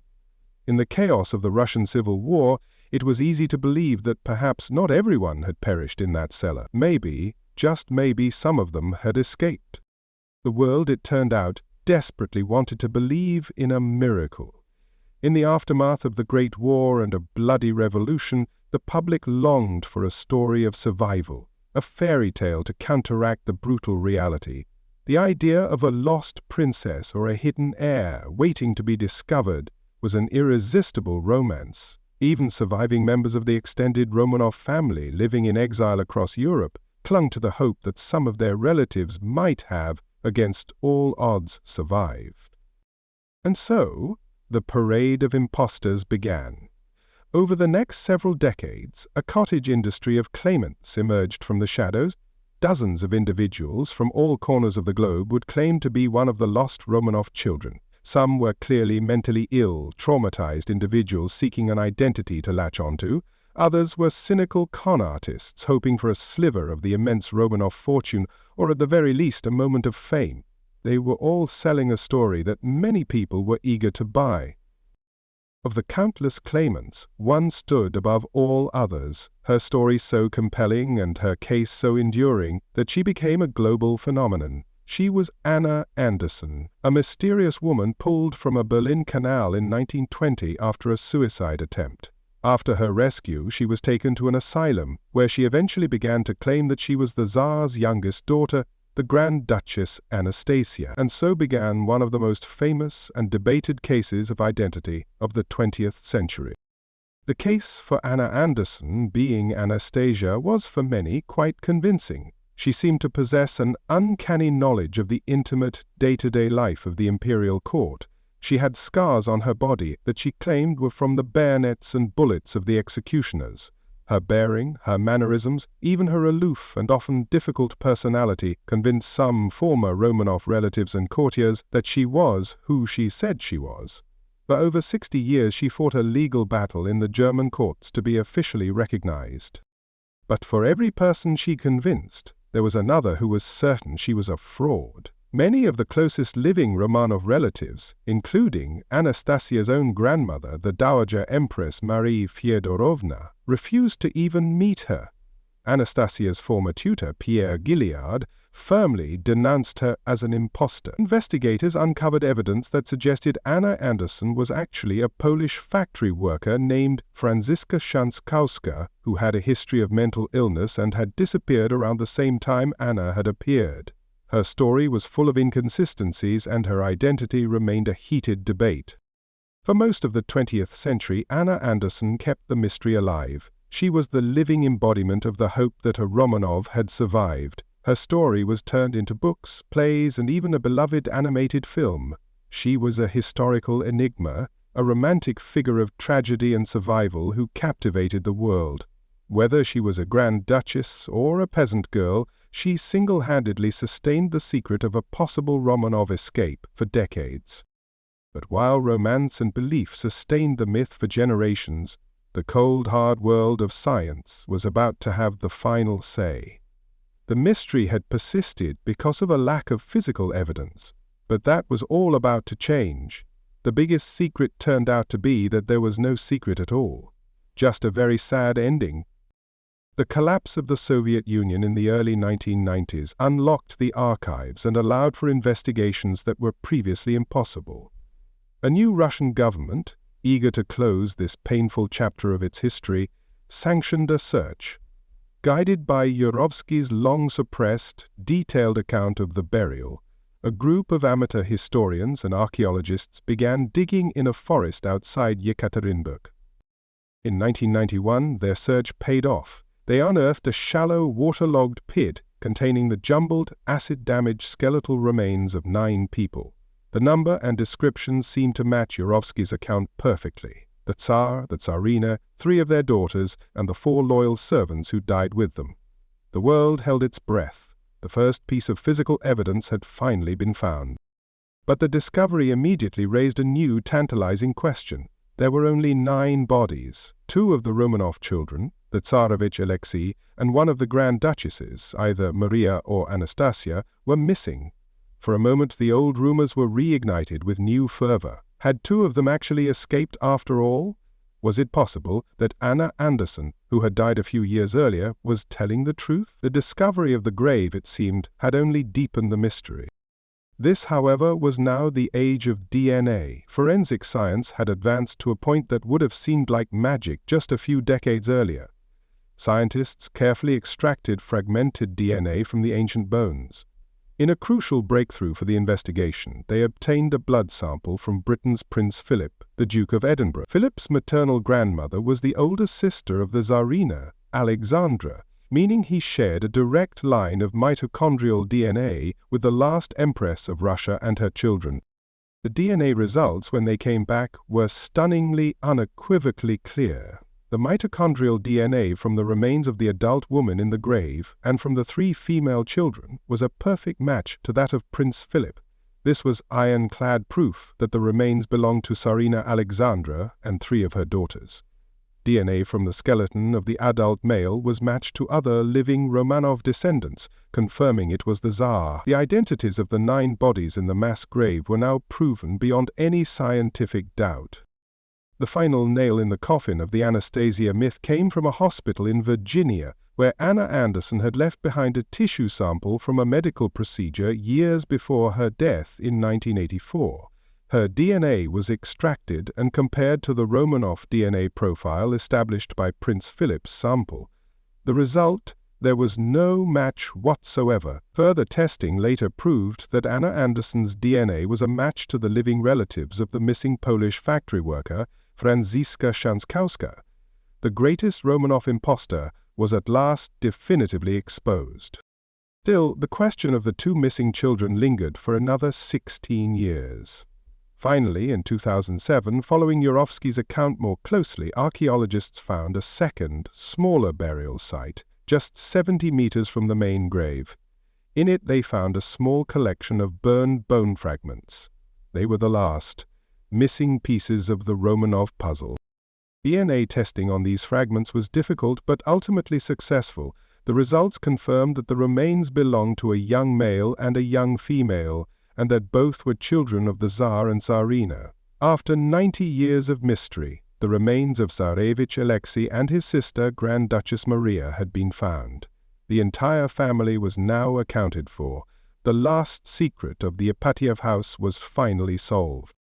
The final, complete picture provided by science was grim and unambiguous. There was no miraculous escape. There was no lost princess.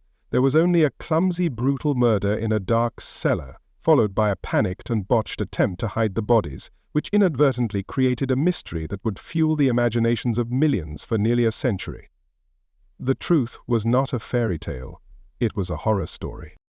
So why did the myth of the surviving Romanovs persist so powerfully for so long? Perhaps because the truth was simply too awful to accept. People needed to believe in a different ending. The story of a lost princess who triumphs over tragedy is a far more comforting narrative than the random, senseless violence that so often marks human history. The myth of Anastasia was a beautiful, enduring lie, created to cover up a sad, ugly truth.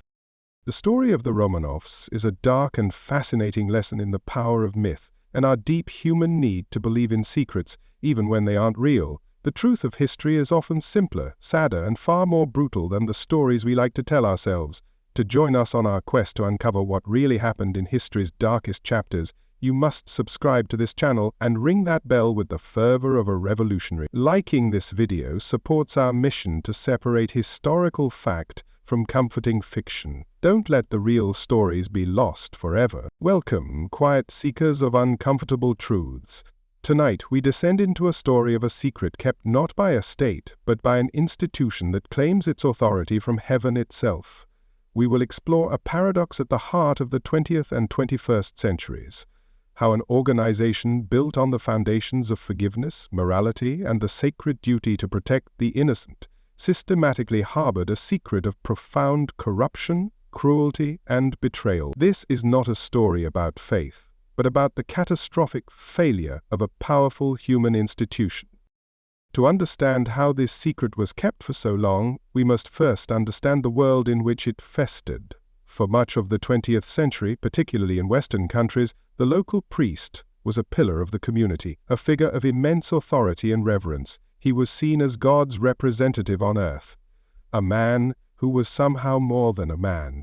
This absolute trust, this pedestal upon which the clergy was placed, created a suffocating veil of silence. For a child, an accusation against a priest was not just an accusation against a man, it was an accusation against God himself. It was almost unthinkable, which made it almost impossible to be believed.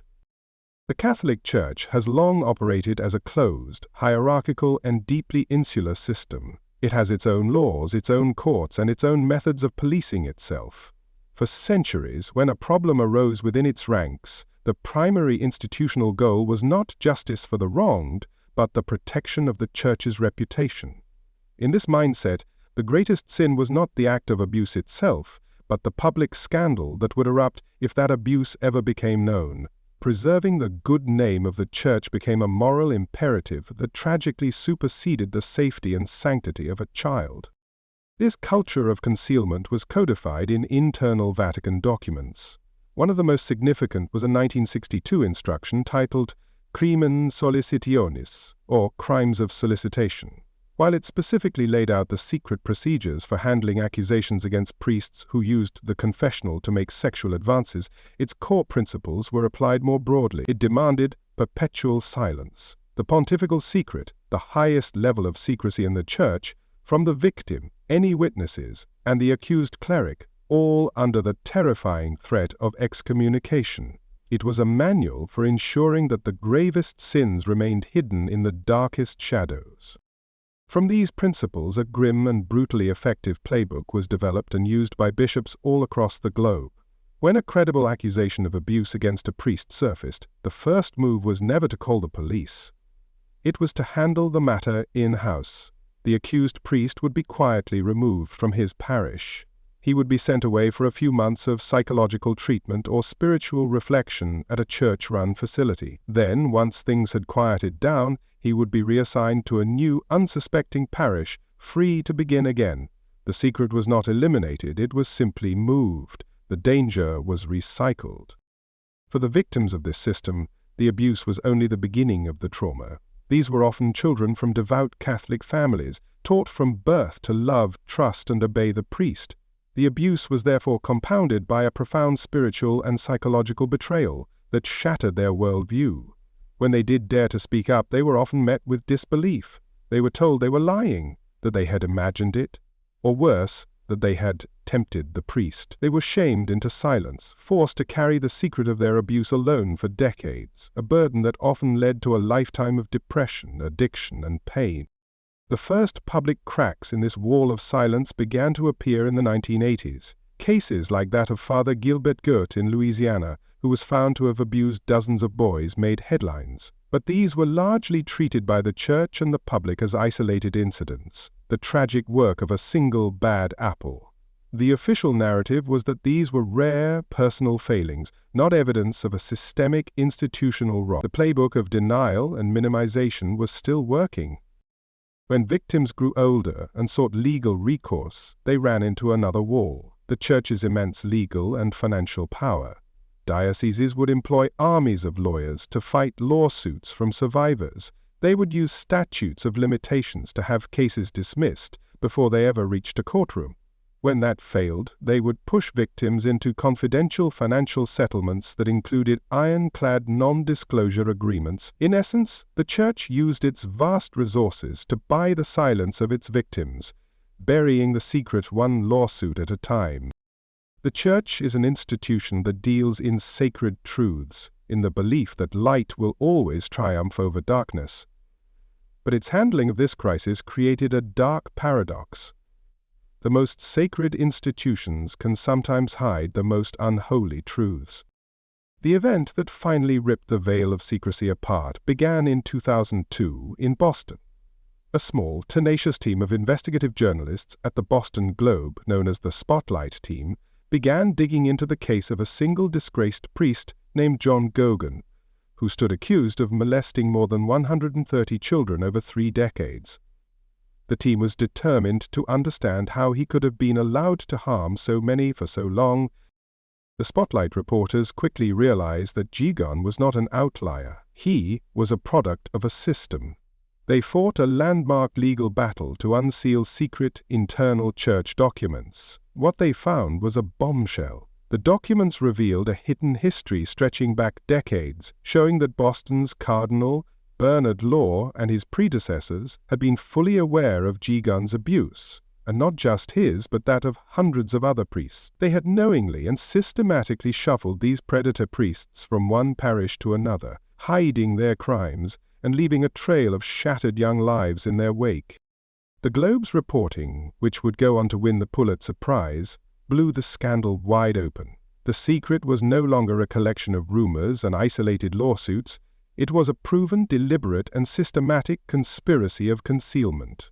Reading about the cover-up in Boston, survivors from all over America and then all over the world felt a surge of validation and courage. They began to come forward in unprecedented numbers. The whispers had become a roar. The floodgates were open, and the deluge would sweep across the globe. The horrifying truth was that Boston was not unique. The story repeated itself with sickening familiarity in country after country. In Ireland, a series of government reports exposed decades of horrific abuse and cover-ups in church-run industrial schools and parishes, shattering the nation's relationship with the institution that had defined it for centuries. Similar national reckonings would follow in Australia, Germany, the Netherlands, Chile, and many other nations. The playbook was the same everywhere. The secret had been global. Even as recently as 2018, the scale of the crisis was still expanding. A grand jury report from the state of Pennsylvania was a document of pure horror. It detailed 70 years of abuse and concealment, identifying over 300 predator priests in just 6 dioceses and accusing senior church leaders of actively covering up their crime. It was a chilling reminder that this was not just a dark chapter from the past. The institutional habits of secrecy had persisted for decades. The sheer scale of the crisis is difficult to comprehend. The number of victims worldwide is now estimated to be in the hundreds of thousands. The financial cost to the church, in settlements and legal fees, has run into the billions of dollars. But those numbers, as staggering as they are, fail to capture the true cost. Each number represents a childhood destroyed, a life derailed by trauma, a family torn apart, and a faith shattered. So why did it happen? How could an institution dedicated to moral good engage in such profound evil? From the perspective of the men who ran the church, it was a catastrophically misguided attempt to protect the institution. There was a deep-seated fear that public scandal would undermine the faith of millions. There was a culture of clericalism, a belief that priests were a special class of men who should be protected and judged by their own, not by secular authorities. It was a moral failure born from a toxic combination of institutional pride, arrogance, and a complete loss of perspective. The most common defense offered by the church was that this was the work of a few bad apples. But the decades of reporting and official investigations have proven this to be a deliberate falsehood. The crisis was not just the initial acts of abuse. The core of the scandal, the great unholy secret, was the cover-up. It was the good men, the respected bishops and cardinals, who chose to protect the abusers instead of the children, who chose to hide the truth instead of seeking justice. They were the architects of the system. The true heroes of this story are the survivors. They are the men and women who, after carrying the burden of their secret for decades, found the immense courage to speak their truth. They formed support networks like SNAP, the survivors network of those abused by priests, creating a collective voice that could not be ignored. They faced down one of the most powerful institutions on earth and, through their persistence and bravery, forced a global reckoning. This secret was not uncovered by the Church, it was exposed by its victims. The Vatican's response to the crisis has been painfully slow, evolving over 2 decades from outright denial to grudging acknowledgement. Pope John Paul II initially downplayed the crisis. Pope Benedict XVI issued historic apologies, but was criticized for his own role in the system of secrecy when he was a cardinal. Pope Francis has spoken more forcefully and has tried to institute new laws to hold bishops accountable, but for many survivors and advocates, the pace of change is still far too slow, and the culture of secrecy has not been fully eradicated. The true cost of this secret is almost incalculable. It's not just the billions of dollars in settlements, it is the complete annihilation of the Church's moral authority for millions of people around the globe. It is the generations of shattered faith. It is the countless lives destroyed, not only by the initial abuse, but by the subsequent betrayal of being silenced and ignored by the very institution that was supposed to offer them solace and protection. And this dark history is not over. It is a secret that is still unfolding. Investigative bodies are still working, new reports are still being released, and the full, horrifying scope of the crisis is likely still not known. It is not so much a closed chapter of history as it is a still, festering wound, a tomb that is still being unsealed, revealing more darkness within. Ultimately, this story is a grim but powerful testament to the courage of survivors and the vital importance of investigative journalism. It proves that no institution, no matter how ancient, wealthy, or revered, is immune from accountability. It shows that no secret, no matter how deeply buried or fiercely protected by vows and threats, can remain hidden forever when brave people are determined to drag it into the light. The core of this unholy secret was the betrayal of a sacred trust on the most fundamental level imaginable. It's a story where the shepherds, tasked with protecting the flock, instead became the wolves, and the institution spent decades trying to hide the bones. The silence was the Church's greatest weapon. It must not be allowed to win. This painful history is a necessary reminder that unchecked power and a culture of secrecy are a deadly combination, capable of corrupting any institution. The fight to uncover these hidden truths and hold the powerful to account is far from over. To support our mission of bringing history's darkest secrets to light, you must subscribe to this channel and activate all notifications. Liking this video helps ensure these difficult but vital stories are not ignored or forgotten. Thank you for bearing witness. Welcome, quiet custodians of classified history. Tonight, we open the file on a man who was, for nearly half a century, the most powerful and feared person in the United States. He held no elected office, commanded no army, and answered to no one. His name was J. Edgar Hoover, and as the long-serving director of the Federal Bureau of Investigation, his power came not from a badge or a gun, but from what he knew. He was the nation's chief lawman, its chief intelligence officer, and most importantly, its chief blackmailer.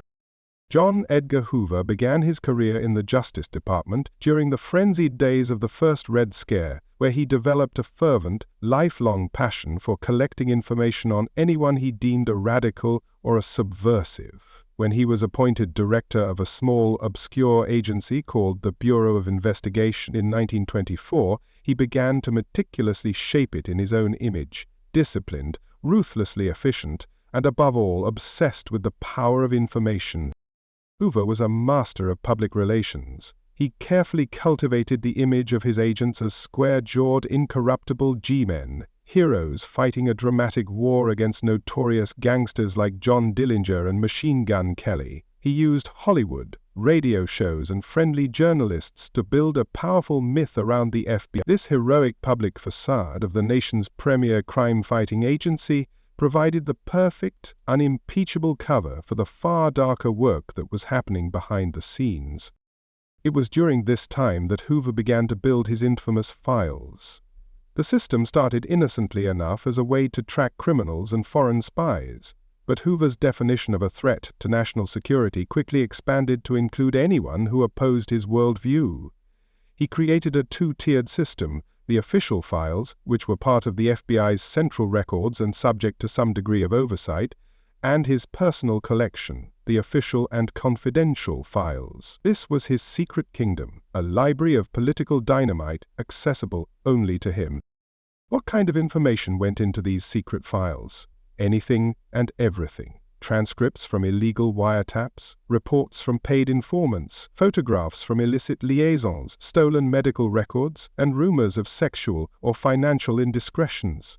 Hoover understood the currency of power in Washington. He knew that information was valuable, but compromising information, what the KGB would later call compromat, was the key to absolute unbreakable power. He collected secrets like a dragon hoards gold. Hoover served as FBI director under 8 different presidents, from Calvin Coolidge to Richard Nixon, for an astonishing 48 years. None of them dared to fire him. The reason was simple and universally understood in the halls of power. Everyone, especially the presidents, feared that Hoover had a file on them. By making himself the keeper of everyone's secrets, he made his own position unassailable. He was a permanent, untouchable fixture in an ever-changing government. His relationship with the presidency was a deeply toxic, codependent one. Presidents like Franklin D. Roosevelt and Lyndon B. Johnson would often use Hoover's FBI as a political weapon, ordering him to dig up dirt on their rivals and critics. But in doing so, they gave him the implicit license to use those same methods on everyone, including themselves. They empowered the very man who held them hostage. It was a devil's bargain, and Hoover always held the winning hand. The Kennedy administration provides a perfect case study. Hoover, a puritanical moralist in public, was privately obsessed with the private lives of others.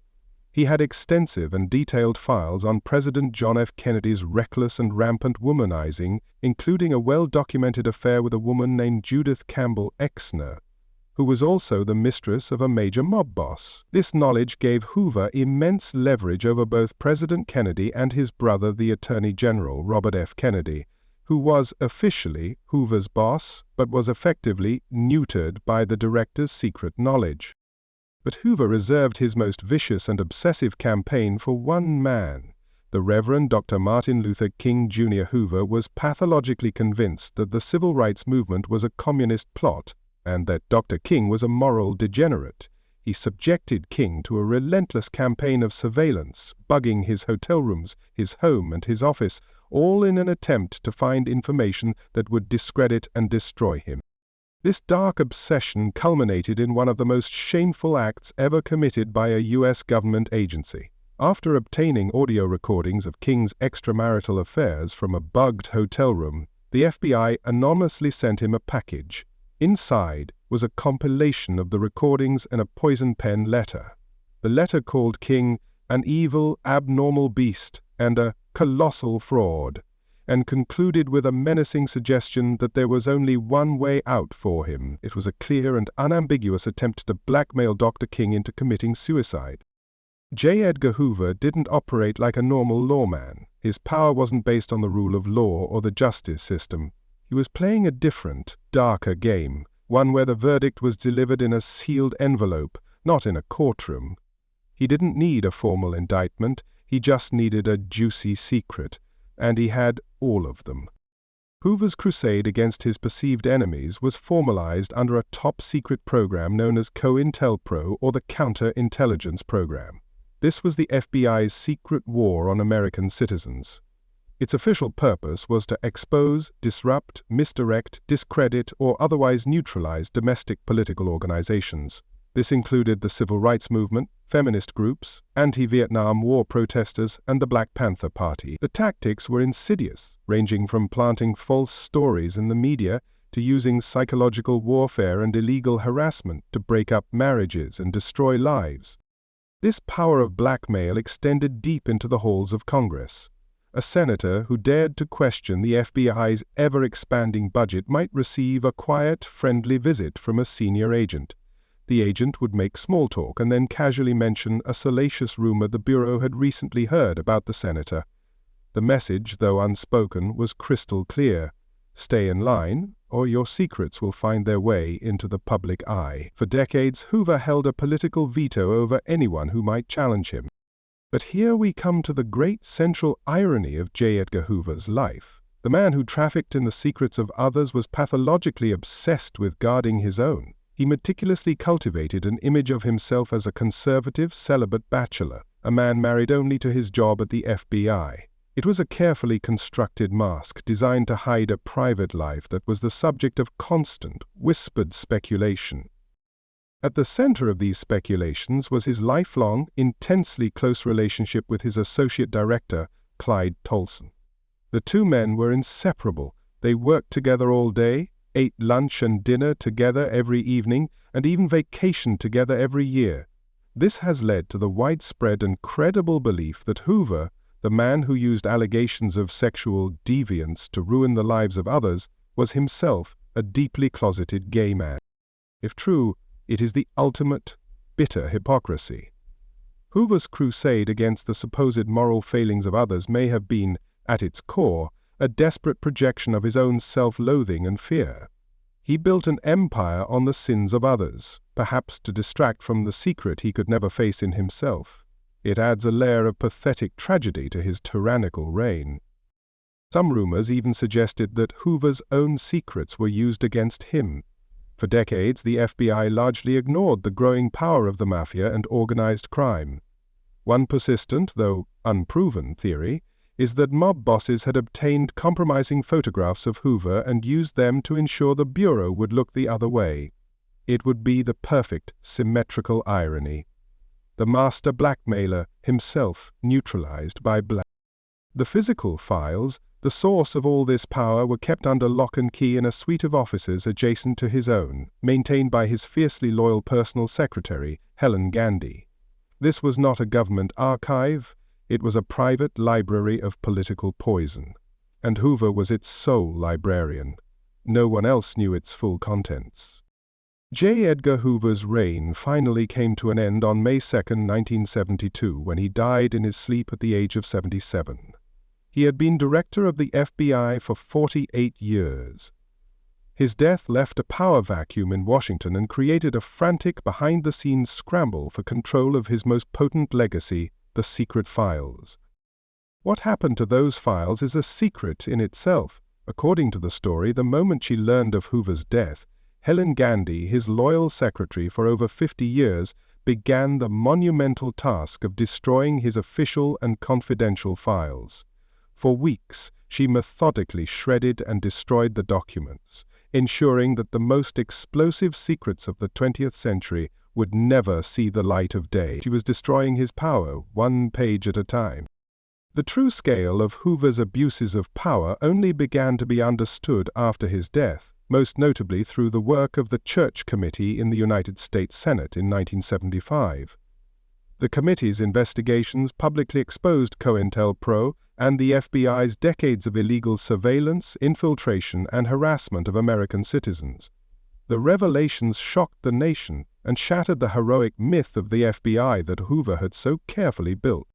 J. Edgar Hoover's legacy is a profoundly troubling one. He undoubtedly built the FBI into a modern and professional law enforcement agency, but he also created a political secret police that operated outside the rule of law. He trampled on the civil liberties of countless Americans and used the dark art of blackmail to make himself an unelected, unaccountable tyrant.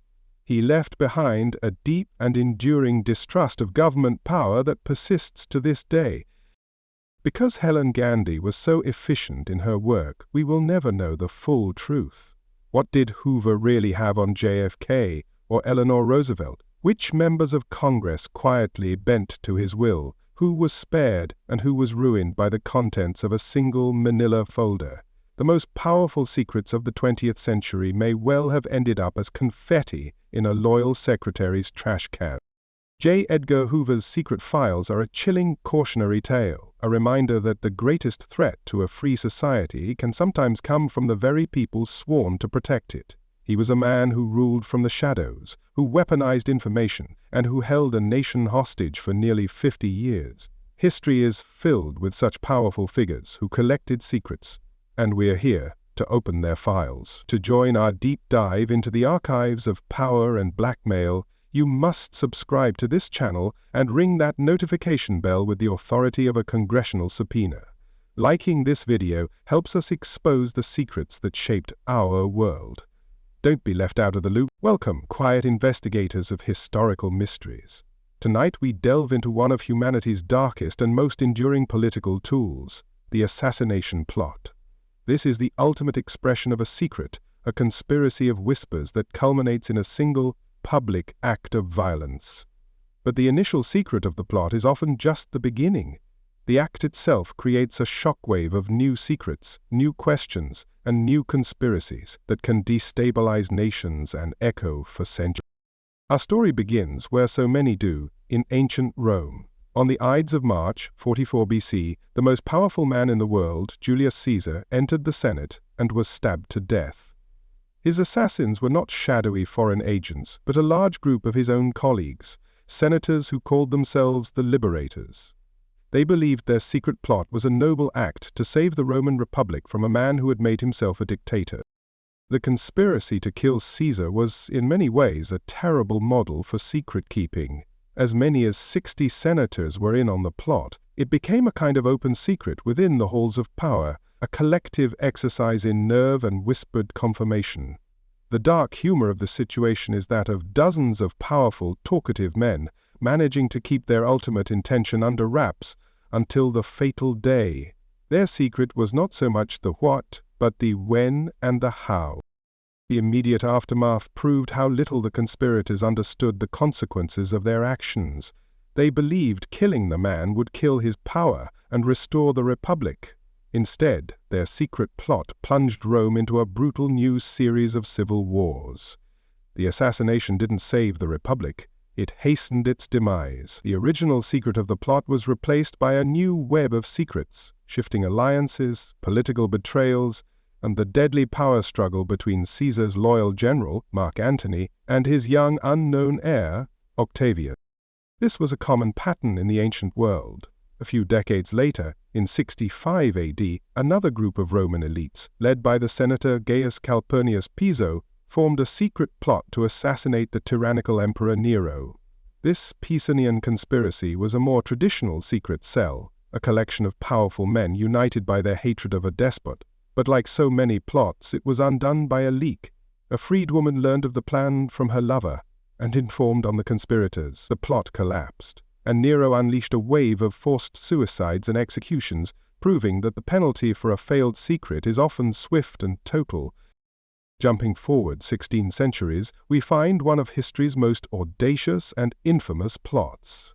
In 1605, in England, a group of provincial English Catholics, led by the charismatic Robert Catesby, decided that incremental change was not enough. Their secret plan was to blow up the House of Lords during the state opening of Parliament, an act that would kill the Protestant King James I, his family, and the entire ruling establishment in a single massive explosion. The logistics of this secret were a nightmare. The conspirators had to rent a cellar directly beneath the House of Lords, and then, night after night, smuggle in 36 barrels of gunpowder. The entire operation depended on a small group of men maintaining absolute secrecy while handling enough explosives to level a city block. It was a bold, desperate plan, built on a foundation of whispers and gunpowder. Ultimately, the plot was not foiled by brilliant detective work, but by a classic case of a guilty conscience. One of the conspirators, likely a man named Francis Tresham, got cold feet. He sent an anonymous cryptic letter to his brother-in-law Lord Monteagle, warning him to find an excuse to stay away from the opening of Parliament. The secret had sprung a leak. The letter was passed up the chain of command until it reached the king himself. The warning led to a search of the Parliament cellars. In the early hours of November 5th, guards discovered a man lurking in the darkness, surrounded by piles of firewood. His name was Guy Fawkes. Beneath the wood they found the barrels of gunpowder. The secret was out. The government's focus now shifted from uncovering the plot to forcing Fawkes, through brutal torture, to reveal the names of all his co-conspirators. The gunpowder plot, though a spectacular failure, created its own lasting legacy of secrets and conspiracy theories. To this day, some historians argue that the government, led by the spy master Robert Cecil, knew about the plot far earlier than they let on.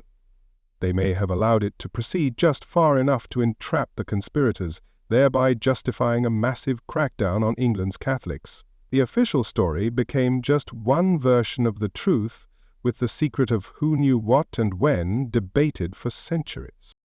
This deadly game of secrets and assassination attempts continued throughout history. The numerous failed plots to kill Adolf Hitler, culminating in the famous July 20th plot of 1944, known as Operation Valkyrie, highlight the extreme difficulty of keeping a conspiracy secret from a modern, totalitarian state with a fanatical security apparatus.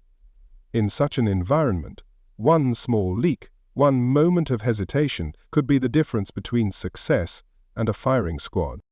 The 20th century, with its global media and ideological conflicts, brought the art of assassination into the modern age, creating secrets that could destabilize the entire world.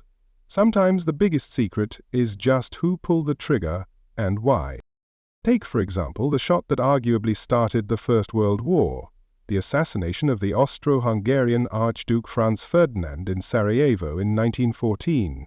The official story, the simple truth, is that he was killed by a 19-year-old Serbian nationalist named Gavrilo Princip. But the secret plot behind Princip is what turned a murder into a global catastrophe. Princip was a member of a nationalist group armed and trained by a secret society known as the Black Hand, which had deep ties to Serbian military intelligence. The secret of the Serbian state's involvement, whether real or perceived, is what gave Austria-Hungary the justification to issue its ultimatum, setting off the dominoes of war.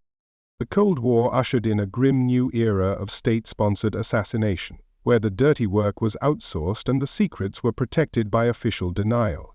The CIA and the KGB both had their hands in plots and coups around the globe, from the surreal and comically inept attempts to assassinate Fidel Castro, with everything from exploding cigars to poisoned wetsuits, to the successful overthrow and murder of Patrice Lumumba, the first Prime Minister of the independent Congo. For decades, these were official state secrets, hidden from the public under layers of classification and denial.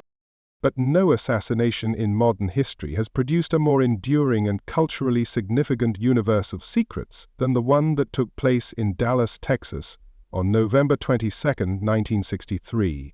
The murder of President John F. Kennedy, a young, vibrant leader killed in broad daylight in front of hundreds of witnesses, left a wound on the American psyche that has never truly healed, largely because the official explanation has, for many, never felt sufficient. The official secret, as presented by the Warren Commission in 1964, was meant to be the final word. It was a neat, tidy, and deeply comforting explanation. A lone, disturbed gunman named Lee Harvey Oswald, acting entirely on his own, fired 3 shots from a window in the Texas School Book Depository, killing the president. This conclusion was designed to close the book on the tragedy and allow a traumatized nation to move on. But from the very beginning, the official story was plagued by doubts. Questions arose about the so-called magic bullet that was said to have caused multiple wounds.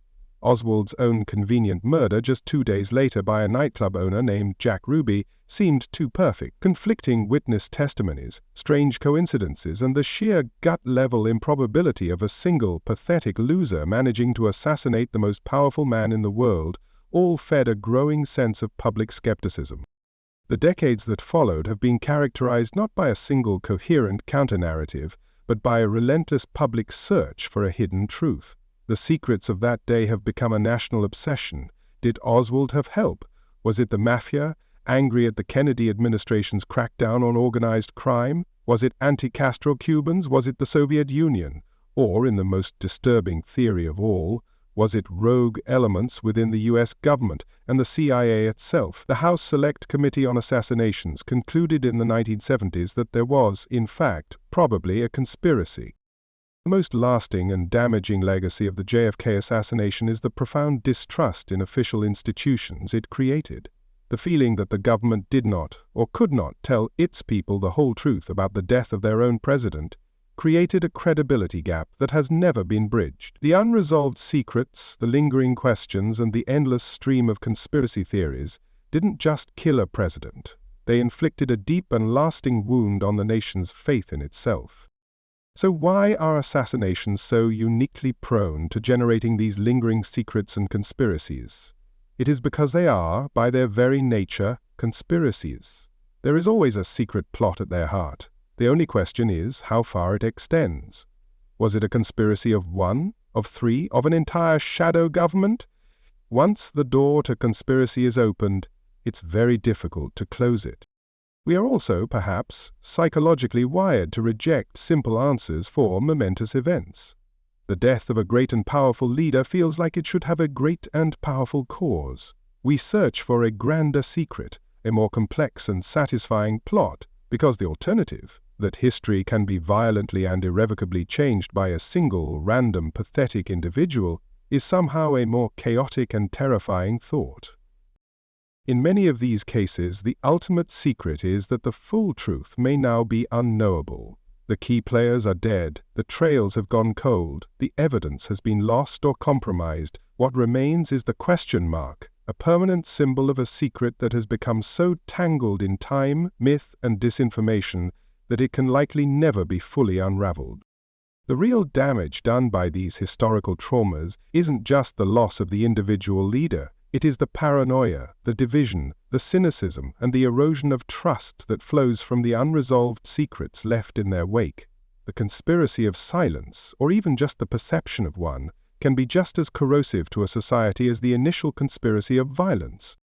From the daggers of the Roman Senate to the rifle in Dealey Plaza, the secret history of assassination plots teaches us that a single, violent act can create a black hole of doubt that can last for centuries.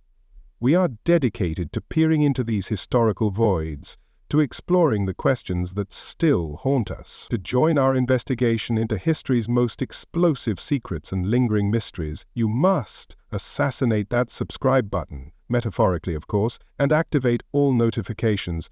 Liking this video helps us continue the search for the truth wherever it leads.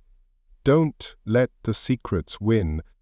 Welcome, quiet chroniclers of human folly. Tonight, we turn our attention away from the grand secrets of state, the conspiracies of kings and spies, and look instead at the small, intensely personal secrets that could be just as devastating.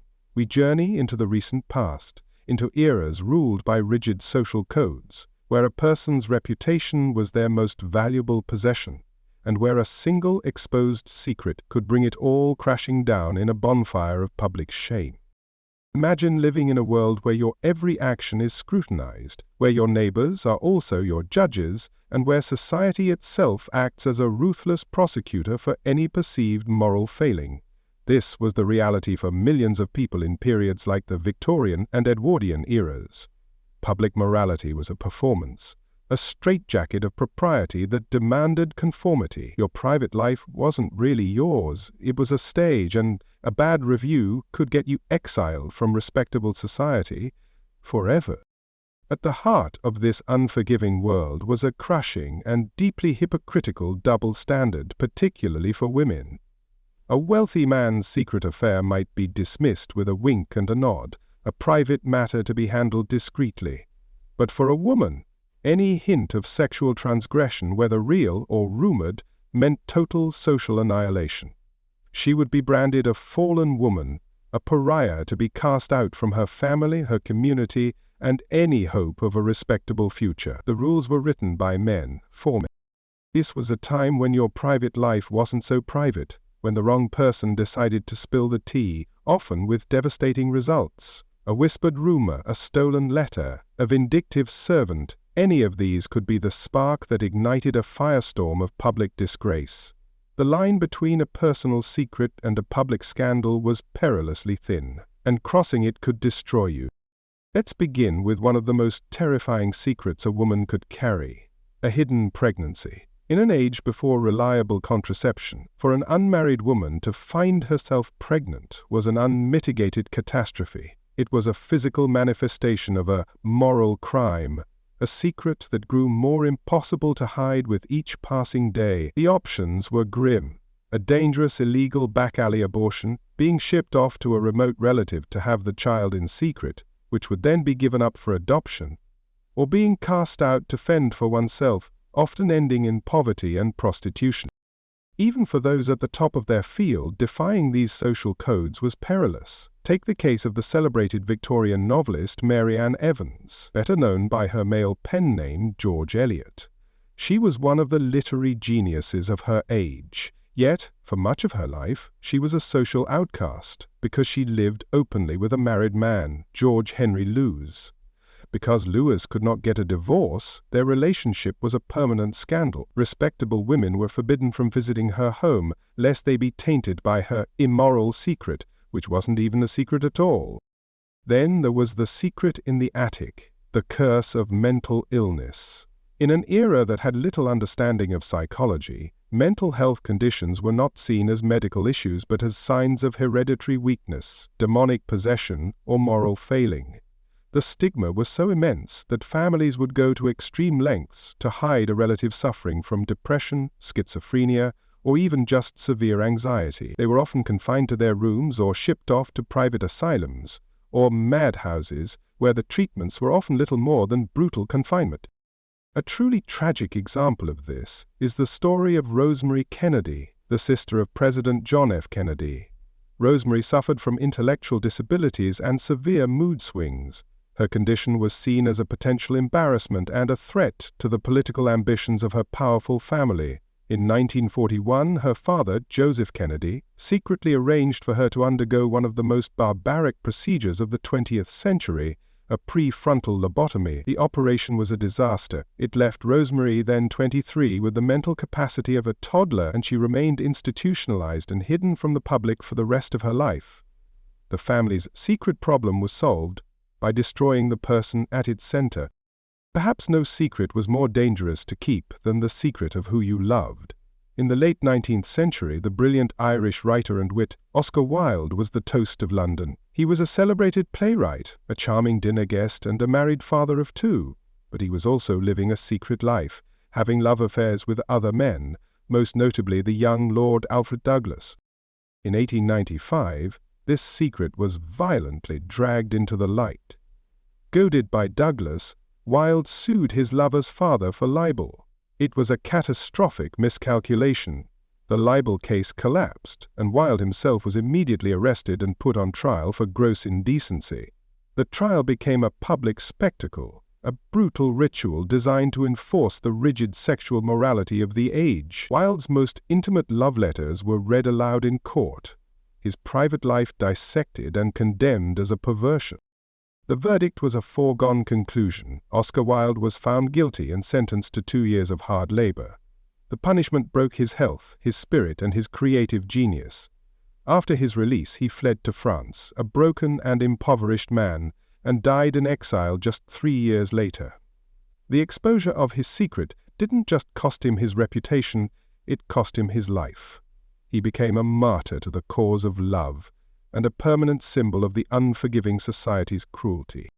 For some, the most fundamental secret was that of their own identity. In deeply segregated societies like the United States, thousands of individuals of mixed or minority ancestry made the agonizing decision to pass as white.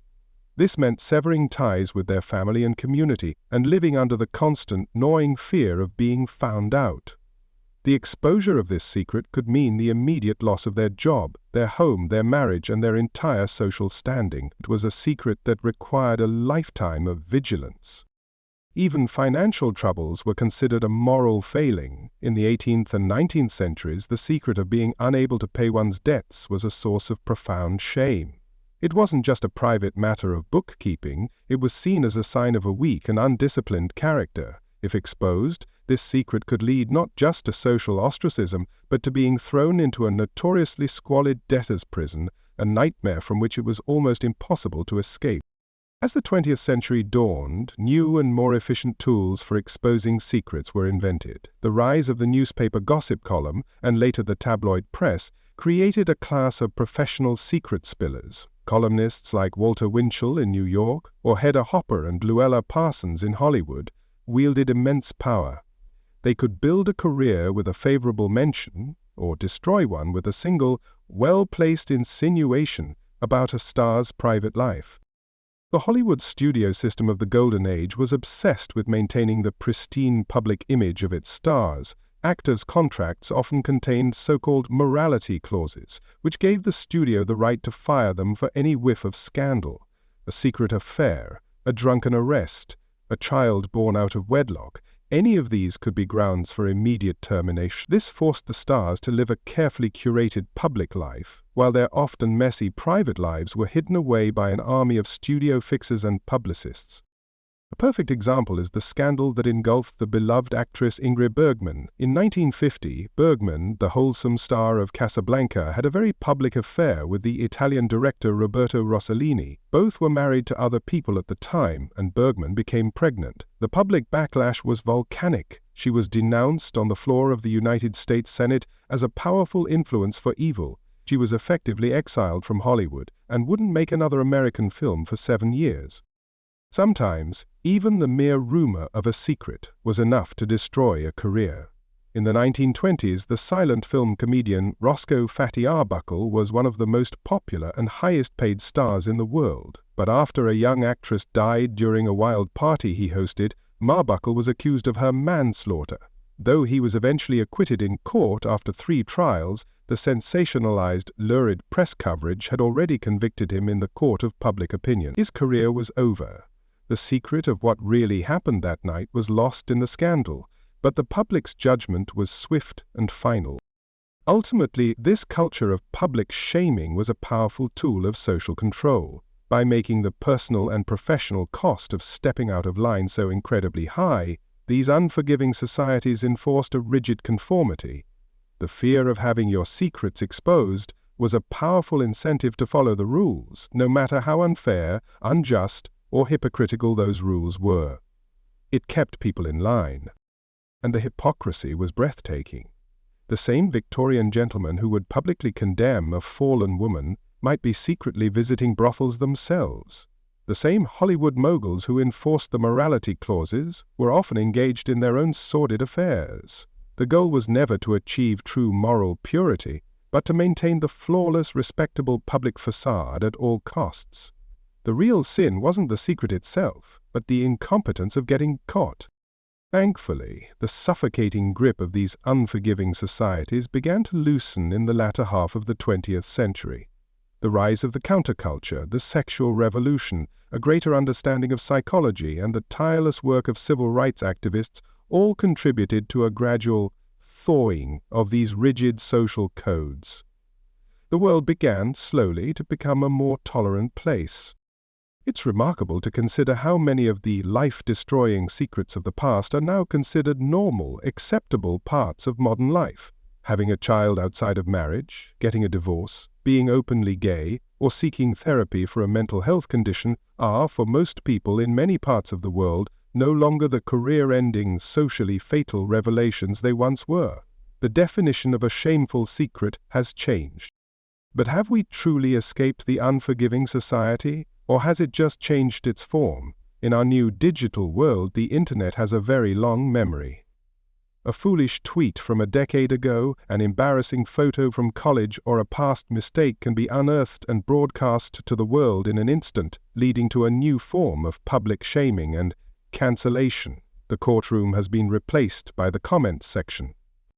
The tools may have evolved from gossip columns to social media feeds, but the fundamental fear remains the same. It is the fear of being exposed, of being judged, of having your entire life and character defined not by the sum of your parts but by your most private, painful, or embarrassing secret. The fear of public shame is timeless. From the rigid drawing rooms of Victorian England to the glamorous backlots of old Hollywood, the history of personal secrets is a powerful reminder that societal judgment can be one of the most destructive weapons of all. The line between our public and private selves has always been a battleground, littered with the casualties of those who were caught on the wrong side. To continue exploring the hidden histories that reveal the truth about our past, you absolutely must subscribe and ring that notification bell. Liking this video tells us you want more stories about the secrets people fought to keep. Don't be a historical recluse. Join our community of truth seekers. And so, our long night's journey through the shadowed corridors of history comes to a close. We have peered through the keyholes of power, listened at the doors of private lives, and sifted through the ashes of reputations long since burned. We have seen, time and again, that the secret is one of the most powerful and volatile forces in human affairs. It is a currency, a weapon, a shield, and all too often, a self-destruct mechanism waiting for a trigger. We have walked through the halls of government, where secrets of state determined the fate of millions. We saw how the hidden knowledge of the Enigma code could turn the tide of a world war, and how the creation of an atomic weapon in secret cities could reshape the planet forever. We witness how the lies of powerful men, whether in the White House or the British Parliament, could unravel their own authority and erode a nation's trust, proving that no wall is high enough to contain a truth that wants to be free. We then turned our gaze inward, to the smaller but no less devastating realm of the personal secret. In the unforgiving societies of the past, we saw how the simple, human truths of who you loved, the circumstances of your birth, or the state of your own mind could become a source of profound shame. The exposure of these secrets didn't change national borders, but it utterly destroyed individual worlds, casting people out from their communities and families for transgressions that today might not even raise an eyebrow. We saw how secrets can be deliberately cultivated and weaponized. We opened the files of men like J. Edgar Hoover, who understood that information, particularly of the compromising variety, was the ultimate tool of control. His reign reminds us that sometimes the greatest threat comes from those who appoint themselves the guardians of morality, using the hidden sins of others to amass a terrifying, unaccountable power. The secret, in their hands, becomes a leash. We must also spare a thought for the keepers of these secrets, for the burden is often as heavy as the secret itself.